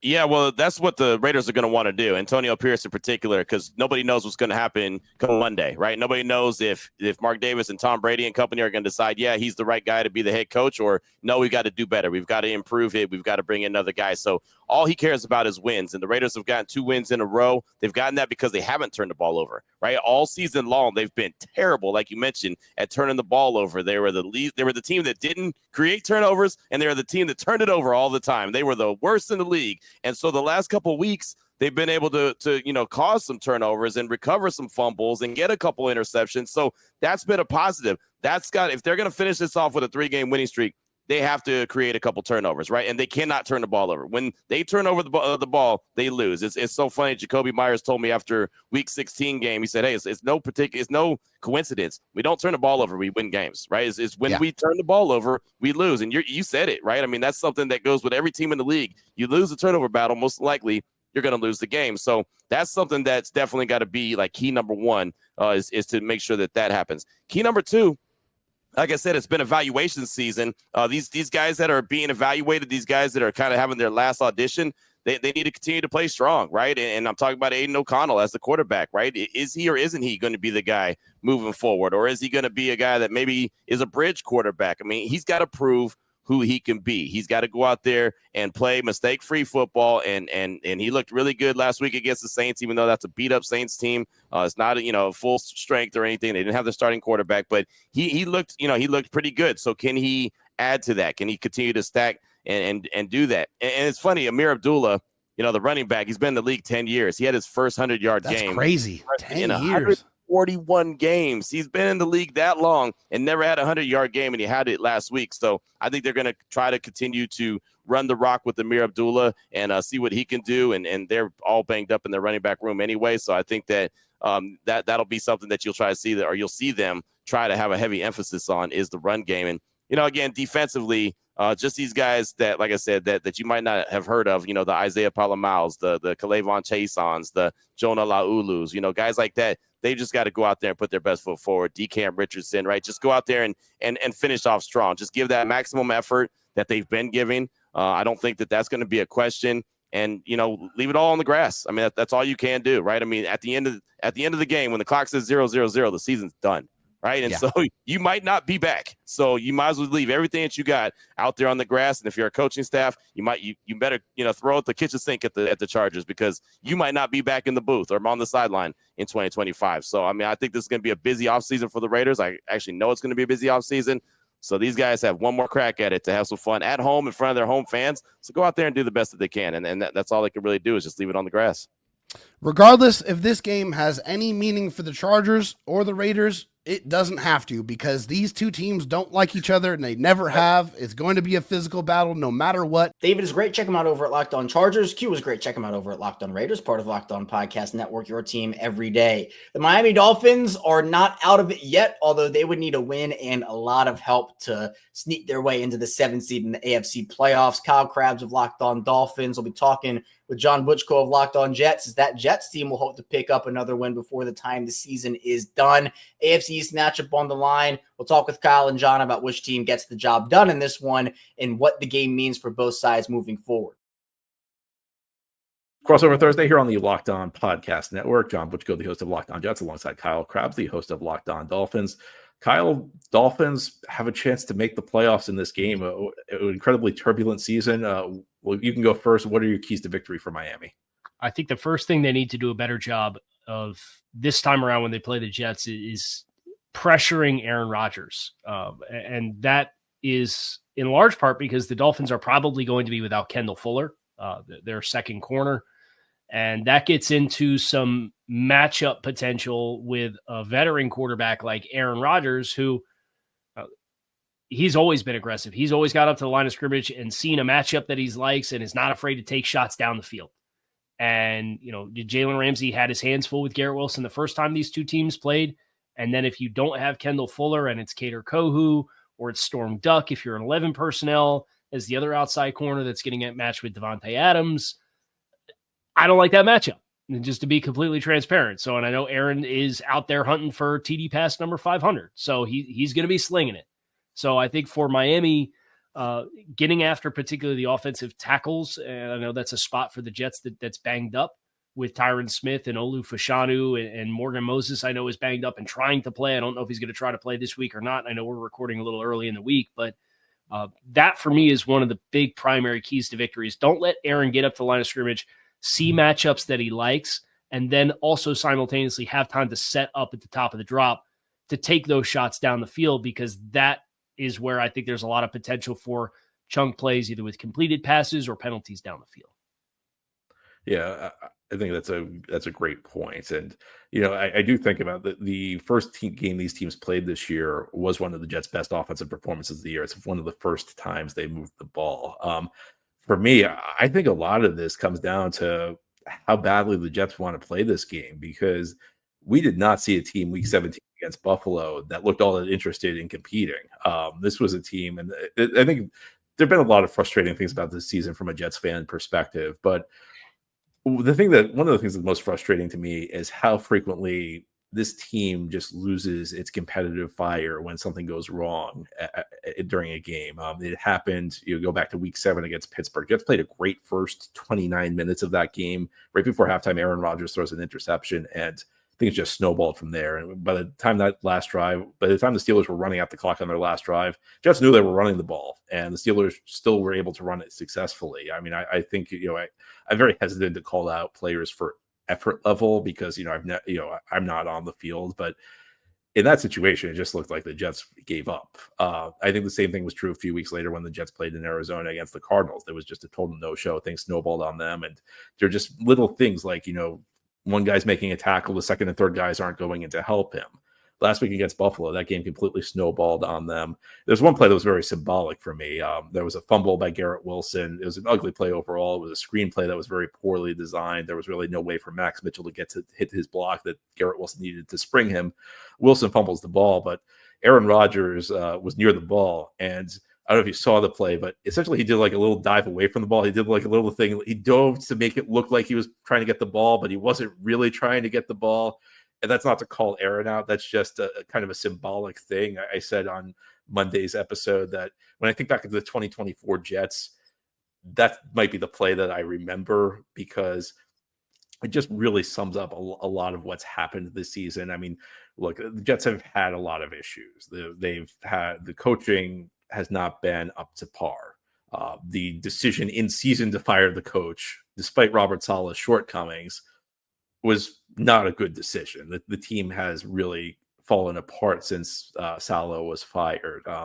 Jets have dealt with injuries. You can't deal with that. Jets have dealt with players who formerly were great, aging, like Tyron Smith. There's only so much you can do about things like that. One thing you can control is your compete level. Last week against Buffalo, I did not see a high compete level from this team. So as much as anything, it's going to be a question of, how badly do the Jets want to be in this game? How badly do they want to end the season with a win? Because I think everything really starts there. This is these situations are always a bit tricky. On the road, week 18 divisional game, a playoff spot potentially on the line. You see weird results in games like this sometimes. The question is, will the Jets show up and play hard? That's the question. Will this be what they call a U-Haul game, where the Jets players have already loaded up, getting ready to get out of town. They've loaded up the U-Hauls with all the furniture, and they're just waiting for Monday. I think that's an open question. Yeah, I reflect back on specifically the last 10 years of Dolphins football, and that's why I don't think any Dolphins fan, regardless of how bad the season's been for New York, feels good about this game, because you can go back to 2013 when this team was 8-6 and had games against teams with losing records in Buffalo and the New York Jets, and they lost them both and scored 7 points in those two games combined. The following year in 2014, they were 8-7 and lost at home to the Jets to finish 8-8 and lose the potential for a winning season. And you go to 2017 with Adam Gase, and they were 6-7 with 3 to go, and they played the Bills twice and lost both games. 2018, they have the Miami Miracle. They beat the Patriots to go to 7-6, and they go Minnesota, Jacksonville, and Buffalo, and those were not good teams. The Jacksonville team in particular was 5-11. That was a bad team. And they laid down and they didn't show up. They had 183 yards of offense in that game. And then they had 4 turnovers in week 17 against the Bills and lost that game 42-17. So it's just the last 10 years, regardless of where Miami's at and playoff potential and winning records, it doesn't matter who they play. There's been about every other year, there's been one of these just total letdown performances. And I think that lingers in the back of Miami fans' minds coming into this game because, as you said, for as much as gone wrong for the Jets this season, who'd they have their best offensive performance of the year against? It's the Dolphins. So that's there's a lot of anxiety, I think, for Dolphins fans coming into a game like this, regardless of the vibes for both teams. The person to be who always needs to make a joke. I shouldn't say this because it's been bad enough season for the Jets fans. I don't need to bring back bad memories, but the Jets saw that 2018 finish from the Dolphins, said, "We want that coach. That's our guy." That was the offseason where the Jets hired Adam Gase. You can check out Kyle over at Locked On Dolphins and John over at Locked On Jets, part of Locked On Podcast Network, your team every day. The Seattle Seahawks and Los Angeles Rams. NFC West, the Rams are the NFC West champions. The Seahawks, unfortunately for them, will not be making the playoffs. So it's another big matchup between Geno Smith and Matthew Stafford, Corbin Smith and Doug McCain. Locked On Seahawks, Locked On Rams, respectively. We'll be taking it through key matchups, key storylines, and more.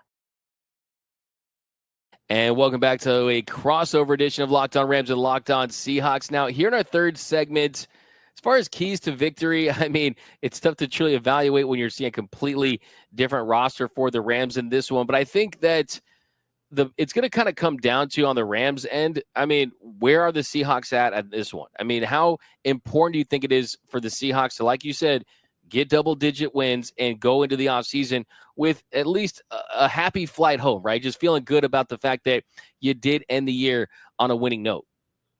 Yeah, I think it's still an important game from that standpoint. And I think that especially your veterans on the roster, the Leonard Williamses, the Geno Smiths of the world, like they don't want to go into the offseason with a bad taste in their mouth. Like they want to at least have their head held high. Hey, let's go win a football game. Let's go to 4-2 in the NFC West, which they went 2-4 against the division last year.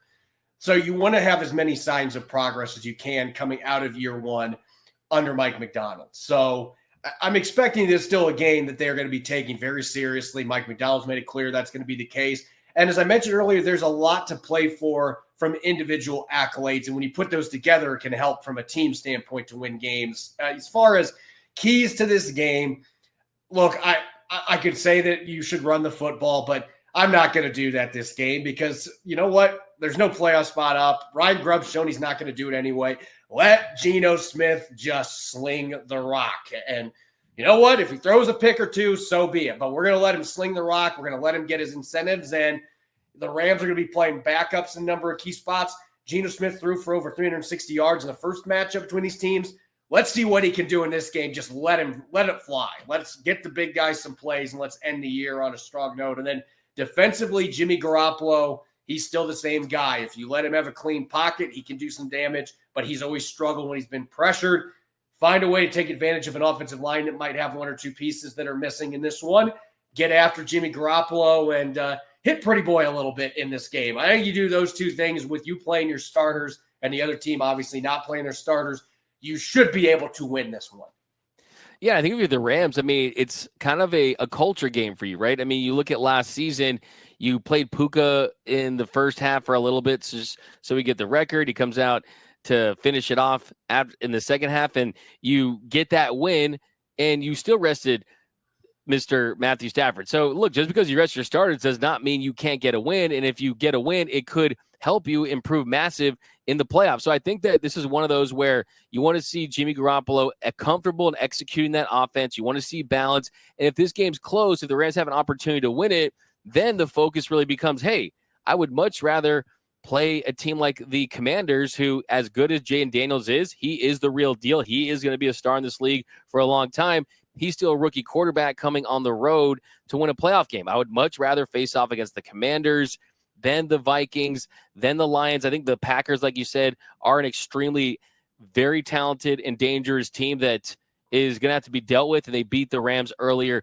this season. But, yeah, I think that the deeper you get into this game where it still feels winnable, I think you're a Rams team that really wants to show what this culture is all about, is that, hey, it's whoever's in there is going to go out there, it's going to play with maximum effort. It's going to go out there and execute plays and play clean football. And I think that, yeah, Jimmy Garoppolo is someone that can have a little bit of a redemption arc in his career, right? I mean, he's someone that was looked at as a starter, and then now he's a backup. I'm sure he wants to go and improve to teams out there and did prove to the Rams that, hey, look, he's someone that you can trust in those spots. So, yeah, I mean, you look at this Rams team as a whole. I mean, they win this division with the second youngest team in the National Football League after a 1-4 start, and then the second most difficult schedule in the league. So you consider all those things, the odds were kind of stacked against them to even make the playoffs, and now they're a home underdog playing with backup. So it just feels like this team with McVay, like they're on the side of winning. So I wouldn't be shocked if the Rams were to win this one. But I want to ask you, Corbin, with the rest of the way, I know you're a big football guy, Super Bowl wise, are you going to be rooting for your NFC West team and the Rams in the Super Bowl? I mean, to go to the Super Bowl, I mean, where do you think the NFC goes as far as how it plays out? Do you think the Rams have a chance at a deep run? You going to pull for us? You going to pull for the Rams? And where are you at with that? I don't really have any allegiances. I mean, I know Seahawks fans would love for me to just say I'm not rooting for the Rams because they're an NFC West foe, but look, I just want to see good football. And at the end of the day, I mentioned the team earlier. I know they lost last week, but Green Bay is a team that I feel like is equipped to make a run in the playoffs. I could see Green Bay getting to the NFC Championship game and maybe even the Super Bowl if everything falls right, because I like the way that they run the football. I like their defense. They create a lot of turnovers. The Rams are a team that I'm not necessarily sure what to expect, and that's really been the NFC West this year. If you get the Rams at their very best, can they win a few playoff games? Absolutely. I could also see them getting boat raced by somebody like Washington if they don't play their game.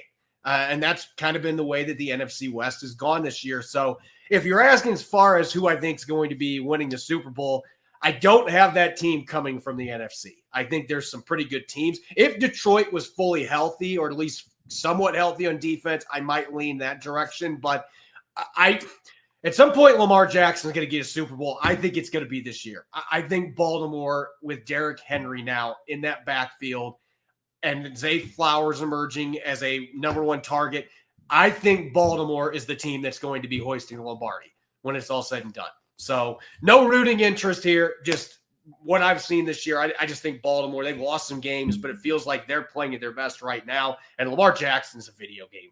I think Baltimore wins it this year. Really interesting. Yeah, no, I was on a show where I was forced to make a Super Bowl pick and I couldn't pick the Rams, right? Because it can't be a homer, right? And I had the Bills over the Packers during the preseason. Buffalo's the other team that I would have in that discussion. Absolutely. At some point, the Bills have to win one of these Super Bowl. I mean, I guess they don't have to, but I mean, from a roster standpoint, it just made Josh Allen playing the way he is.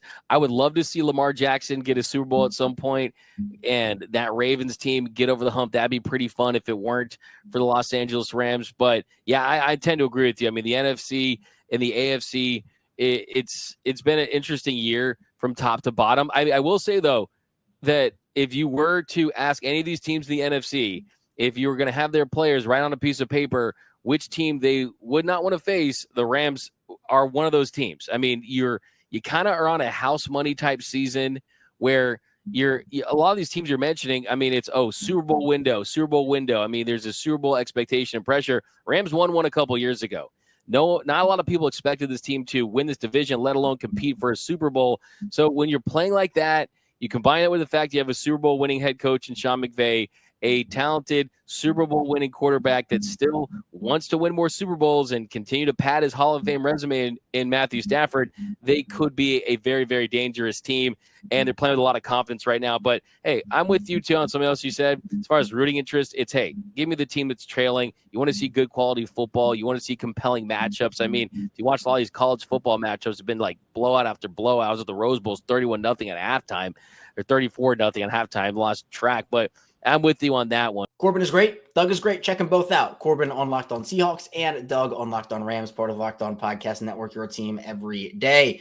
49ers Cardinals, two teams that are not making the playoffs out of the NFC West. It's been a disappointing injury-riddled season for the 49ers, and the Cardinals have had a very up and down season, but just wasn't enough to make the dance this time around. Alex Clancy of Locked On Cardinals and Eric Crocker of Locked On 49ers talk about what this game means for both sides because they're both looking ahead to the 2025 season. All right. Final path to victory of the year for both of these teams. I will go first. Three things I want to see the Cardinals do. First, I don't want Kyler Murray anywhere near this field. We'll see. At this point, he's playing, I guess. Jonathan Gannon spoke with the media yesterday. James Conner is ruled out. That's as far as we know. But I want three things on the defensive side of the ball. I want them to unleash Dadrian Taylor-Deverson. We're going to see a Buda Baker light from the strong safety position. I want to see it in full display on Sunday. I want to see him get after Josh Dobbs. I want to see him get after the rush attack. I want to see him hawk receivers and tight ends who catch footballs. I want this to be his coming out party. It doesn't matter that this game doesn't matter for playoff implications, matters for draft, but not that much. I want to see this kid eat, because I think he could be the future. An absolute steal out of Texas Tech in the fourth round by Monty Ossenfort this year. I want to see him eat. And then I just want to see these corners get better. That's it. I want to see an opportunistic game plan, which I'm sure Nick Rallis will put together and hopefully turn the 49ers over a couple times. This is what the future of this defense is going to look like. They can run free and we'll see what they do against a backup and with the 49ers. And then I just want to see some sort of semblance of a pass rush. This is the thing that the Cardinals have been maligned for the entirety of the season. Darius Robinson really hasn't hit his stride yet after being out for the majority of the season. I want to see the pass rush eat. I want to see a couple sacks, pressures, forced turnovers, things like that. This is I'm watching the defense game for me. You know, I think we're looking for some of the same things. In a game like this, and the 49ers, they haven't been in this position a whole lot where, you know, it's week 18. Welcome. And you have no shot at making the playoffs. But right now, Peacock and I, you know, the thing that we've been going over the most is, you know, what are some of the young guys look like and what are they doing? And are they giving you things that you can build off moving forward? You know, I just referenced the game that Ricky Pearsall had last game. I feel like Ricky has been able to have that kind of game. But again, the 49ers and just how they call plays, I felt like it was inexcusable to have a first round rookie receiver go what was it, a 3-game stretch with 0 catches and like 2 targets. Like, that's inexcusable. And you know, you hear Brock try to take the blame for it. I gotta do a better job of getting him the ball. Brock, that's not your fault. I understand how Kyle's offense runs and what he's asking of guys. There's ways for Kyle to get his guys involved, and I want to see him get the young guy involved. Throw him screens, do the end arounds like they did in this last game, hit him with the crossers. Put him in motion. I think he's a terrific route runner and the guy that you want to get in space that has really good hands and he has good speed. So let's continue to find different ways to get the ball into this young guy's hands so he can continue to build confidence in what his role is going to be moving forward. And not just with the 49ers, but his role with his quarterback. 49ers going to pay Brock Purdy a lot of money. This has to be a good pair that's going to have to work. And when you have this cooking and then you bring back Brandon Ayuk coming off of an injury, that should be something right there for the next 4 years that the 49ers are able to really capitalize off of. So I want to see that young guy do well. And when I go to the other side of the ball, it's the same thing. Big receiver over there with Arizona. I've continued to say, you know what? I want to see how Ronaldo Green, rookie out of Florida State, how does he play against Tyreek Hill? Well, damn, he plays Tyreek Hill pretty damn good. He's playing him tight. He looks confident. He's, tight coverage. Okay. Well, like the next week, what does he look like? And he continued to look good. Okay, the next week. And now it's like, all right, you got big Marvin Harrison Jr. What is it going to look like when you go up against that big dog? And I'm curious to see this young 49ers cornerback compete. And he's done a good job of that throughout this season. And that's not to say that he hasn't had any type of ups and downs. There was kind of this miscommunication or kind of blown coverage on a 5-yard touchdown that I think Amon-Ra St. Brown caught in his last game. I don't know what happened, what the confusion was, but all right, does he fix that kind of communication issue moving on to this game? Because everything that you do from this game, you want to end on a high note, so it gives that confidence throughout the offseason, feeling good moving forward. I've had seasons where the last game, it didn't go very well, and you have like this sour taste in your mouth with just how you played. And I've had games where, man, I finished on a high note. And then moving forward, you have all these other thoughts of like just this confidence and going about the offseason as if, hey, I am the guy. And I'm going to put in the work to continue to be the guy. And, I'm in my coach's good graces. So can Ronaldo Green have that type of game to where the mindset moving forward is, man, I know that I'm confident with me and the coaches are confident with me as well. Yeah, you're talking about Ricky Pearsall like it's like the two Spider-Men meme pointing at each other when we're talking about Drew Petzing and Marvin Harrison Jr. Same exact thing. It's just like, this is the scheme. It's run first. It's play action. It's tight end. It's the adults in the room first, and then the rookies get their reps. And it's been frustrating because Marvin Harrison Jr. went 4. He didn't go, he didn't go late in the first round. And it's playing wide receivers hard in the NFL. I think Ricky Pearsall is a little bit just thicker than Marv. Marv is, 6'3", 210, but hit 50-50 balls, they're 0-100 balls. Like he can't go up and get 50-50 balls yet. What Marvin Harrison Jr. is elite at, which we've seen myriad times in college and now in the pros, if it's him versus the sidelines, he wins. If it's him versus the back of the end zone, he wins. Catch 2 feet down, touchdown, catch 2 feet down, first down. We've seen it 98% of the time that way. I think he dropped 1 ball on the sideline, but the frustrations are there. Like the jump for both of these guys from year 1 to year 2, Ricky Pearsall may have more of an integral part in the offense, especially with Brandon Ayuk out, than Marvin Harrison Jr. Trey McBride's there, because Trey McBride is Travis Kelce. Trey McBride is a wide receiver 1 who plays tight end. So it's going to be difficult, but listen, they'll figure out the scheme. This is a growing thing for both organizations, and I have a feeling both of these teams are going to look very different come 2025 when we start to do our crossovers then. Anything else to add before we jet? Yeah, you had said one thing earlier, and you talked a lot about some of the things that you were looking forward to seeing.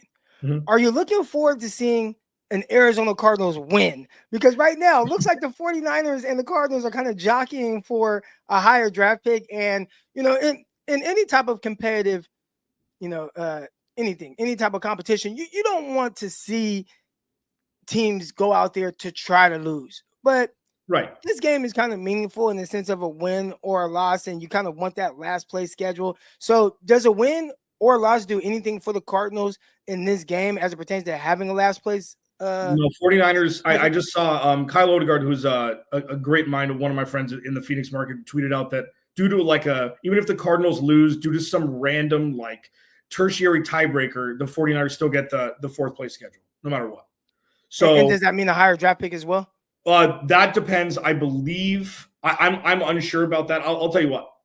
I'd love to see the Cardinals win this game. Like, this isn't something, I don't care, 13th pick, 16th pick, doesn't matter. This is a bad draft anyways. You're going to get a top 10 player there because so many people are going to be taking quarterbacks in the top 7. You very well know that that's just what it is now. So I'm not too worried about that. Like last year where they played Seattle, it's like they're a Matt Prater missed 50-yard field goal away from picking 5th instead of 4th. Like, I don't think this is that. And the Cardinals schedule is so much more difficult than what the 49ers have next year. Cardinals luck. Cardinals luck. Be sure to check Eric out over at Locked On 49ers and check Alex out over at Locked On Cardinals, part of Locked On Podcast Network, your team every day. That'll do it for the 4 p.m. slate of games, but there is still one more matchup to get to. Coming up, Lions, Vikings, matchup of the week. You don't want to miss this. Stay tuned here on the Ultimate NFL pregame show. First, this show is brought to you by PrizePicks. It's playoff time, and if you're like me, you want to make the most of these final weeks of football action, that's where PrizePicks comes in. If you love football and want a chance to win real money while watching the games, PrizePicks is the place for you. It's the best way to turn your sports opinions into cash with daily fantasy player projections. With PrizePicks, you simply pick more or less on player stats like total passing yards or rushing touchdowns, and first shots to up to 1,000 times your money. You can make your picks in less than 60 seconds, whether you're looking for a flex play to boost your payout or want to cash out quickly. PrizePicks has got you covered, and with over 10 million members and billions of dollars in winnings, it's clear that people are loving this platform. I've been playing for a while now. I'm having a blast. This week I'm on Jared Goff for more than 230 passing yards and Derrick Henry for more than 1 touchdown. It's so easy to use, and I love how fast the payouts are. Seriously, I've gotten paid out in as little as 15 minutes when my picks hit. Plus, the weekly promos like Taco Tuesday discounts add even more value to my lineups. Here's a special offer for Locked On NFL listeners. Download the app today. Use code Locked On NFL to get $50 instantly after you play your first $5 lineup. Again, download the app today. Use code Locked On NFL to get $50 instantly after you play your first $5 lineup. PrizePicks, run your game. Back here on the Ultimate NFL pregame show, Kevin Oestreicher still rocking out with you here. This is the last segment of the 2024 regular season, and it's the moment you've all been waiting for. The Detroit Lions and Minnesota Vikings will be clashing in a battle of NFC North Titans. Whoever wins this game gets the number 1 seed in the NFC, as well as wins the NFC North. So Luke Braun of Locked On Vikings, Matt Derry of Locked On Lions, get you fully ready for this game with keys to victory, key storylines, and a lot more. Matt Derry, Luke Braun, Locked On Lions, Locked On Vikings, the Thursday crossover, biggest regular season game, some Luke are saying, in the history of the league. Do you buy it? In the history of this matchup? Do you buy that? That's a bit much, but I'm sure there have been other ones. But I was thinking back. I mean, I feel like I've said this every time we've talked this year, Matt. But the fact that this matchup is so colossal, when, I mean, just like 3 years ago, this would have been on the 9th slot on Fox at 1 p.m. Eastern. Like, would have been the Ron we would have. Yeah, they would have been pulling up college announcers. I mean, this is nothing. This used to be nothing, this sleepy thing. But now it's this marquee matchup, and it's Vikings-Lions. It wasn't supposed to be this, and I love that. These two dome teams in the NFC North. But yeah, like this is by far the most, and maybe even the only time that there's been like a possibly season-defining Vikings-Lions game. Like if whichever of these teams loses, if they go one and done in the playoffs because they got to go on the road and play like Baker Mayfield and that's tough, this will be the game that is seen as the one that defines the season. As, man, they were looking right at it, but they just couldn't get past their rivals. And I can't remember a time when either team's season came down to a Vikings-Lions game. It's always, but there's been plenty of times where it came down to a Lions-Packers game or a Vikings-Bears game or Vikings-Packers, but I can't think of a time when this was more than just another one in the regular season. I think that's beautiful. The game, what game was it? Well, it wasn't at the end of the year, but the Golden Tate somersault into the end zone game had some meaning years ago. That was week 4, 2017, I think. Yeah. Well, the Vikings were 13-3, and that was one of the 3. Yes, but nothing like this. I agree with you. No. And the Lions and Vikings have played some, like you're right, some stinker week 18s and week 17s have not mattered. And it's awesome. It is so much fun. How do the Vikings get this done, Luke? How do you see it that they go in there and win? What do they have to do? Yeah, I think it's your P's and Q's on offense, right? Like everybody sees what has happened to this Lions defense. There's a lot of tape on it. And I think you'd be crazy if you didn't think the Vikings were going to be able to move the ball here. But you look at the other side. And this Lions offense has had the keys to Flores. They have owned this defense in the past few games. But it's every time you get back in the ring, it's harder and harder and harder to repeat it because the Vikings are going to have a different answer this time. They know that what they brought to the last few doesn't work. They're not going to just bring the same. So if the Vikings can get Jared Goff uncomfortable, which they have not been able to do. Goff's been getting the ball out totally untouched in all of these games. And interestingly, they didn't really blitz in that last game. And this is a stat I know you're not going to get anywhere else. That cover zero look that the Vikings have with everybody strung out on the line of scrimmage. Yeah. The Lions were the one team that they barely ran it against. They ran it twice in that game. That's as little as any other game this whole year. They didn't use it. And maybe that's because they thought the Lions could beat it. Maybe they just thought they had a different idea. But maybe they bring that a little bit more this time. Maybe they still don't. And that is a sign of respect, by the way. The teams that they have brought it the most against are like the Titans and teams with rookie quarterbacks, like the Bears. But against the Lions, they didn't feel like that was the way to go. So did they go away from what they wanted last time? And that's why the Lions were able to score, on 4 straight long, sustained touchdown drives. Maybe. And then they got to kind of figure that out. But if the Vikings can get those disruptions, force those turnovers the Lions have been so good at avoiding, and prevent themselves from that like turnover avalanche that seems to happen in all of these Lions games where, they get up by a score or two and then suddenly there's a turnover and then it's a 3-score game and then you're just chasing it the whole time. You got to avoid that little sequence, that avalanche. And the Vikings have given that avalanche to other teams. So if one of those happens to one of these teams, that could be the key. Just who gets that nice streak, that one, that crazy quarter where you're going out of it and all of your beat reporters are tweeting about how much of a disaster that quarter was. Or will this be a little bit more back and forth and stay on the knife's edge for the whole time? Yeah, I really, truly see this as a track meet. I think, number one, Dan Campbell, I think this is for Coach of the Year. I think the winner of this game wins Coach of the Year. Maybe. Although those odds are off of FanDuel already, so I think it might already be a little decided, but perhaps. So I think Dan Campbell's still got to be himself in this game. And if there's an opportunity for 3, but he knows right now our defense isn't getting it done and I got to go for it, just still be yourself. That, number one, is a key for me. Number 2, I said it earlier. There's 2 guys out there right now that could get flagged for being too, overhyped in this game. And that's Darius Smith, discipline, who's always out for blood against the Vikings because he thought he got screwed over by them and Green Bay. And like I said, Robertson and Jefferson, I think is going to be just a knockdown, drag out street fight, those 2. So are they going to man it up? Are they going to leave that matchup to happen, or is this going to be more of like a zone thing? I think Aaron Glenn's who he is. I think he loves man, and I think he wants to put his guys. Look, Justin Jefferson in a zone where he gets the ball and goes could be scary too. Yeah, like the Lions play without fear. So good. Like that's the Dan Campbell thing. They play without fear, and everybody else has played with fear against the Vikings. When you play with fear and you contract and you do a bunch of perimeter screens and you try to live in your quick game and off defensively you bracket Justin Jefferson because you're scared of him. Everything that the other teams do that plays into the Vikings' hand, they do out of fear. And the Lions say, "All right, Justin, you can get your 150." But we're going to try to win the game anyways. That has been, I've gone on these crossovers all season, Matt, and I've said, well, here's how the Lions did it. So maybe you want to go take that. I think that's the reason the Lions have become so good is that lack of fear. And I do think that it sort of neutralizes some of the stuff that's worked so well for the Vikings all season. And I'll say, no, I think you're spot on, Luke. And I think the biggest, another key just real fast is ball control. The Lions offensive line is so damn good. And if they can push Minnesota around a little bit, Gibbs, Craig Reynolds, Jamar Jefferson, the 3 backs that they used and utilized well Monday night, can keep Minnesota and the guys we talked about, Addison and Hawk and Jefferson and Darnold off the field, Aaron Jones, that'll be a plus. The Lions have to continue to run the football and do what they do. Do you have a prediction? Do you think your boys are going to do this? I have no idea. The over-under is insane. This game is going to be insane. I know better than to try to predict it. I know. I will say, I'll give you one more key, though, to this one, and that is how the Vikings align their safeties. Last game, they aligned their safeties in a lot of too high. They love to align too high. They do this all the time, and to some degree, this happens to them in every game, where teams will run the ball a little bit because they got to get a safety to fill in the alley, and they can find the gap that's the safety's gap. That works a little bit. They basically accept that as a cost of doing business for the coverages that they do.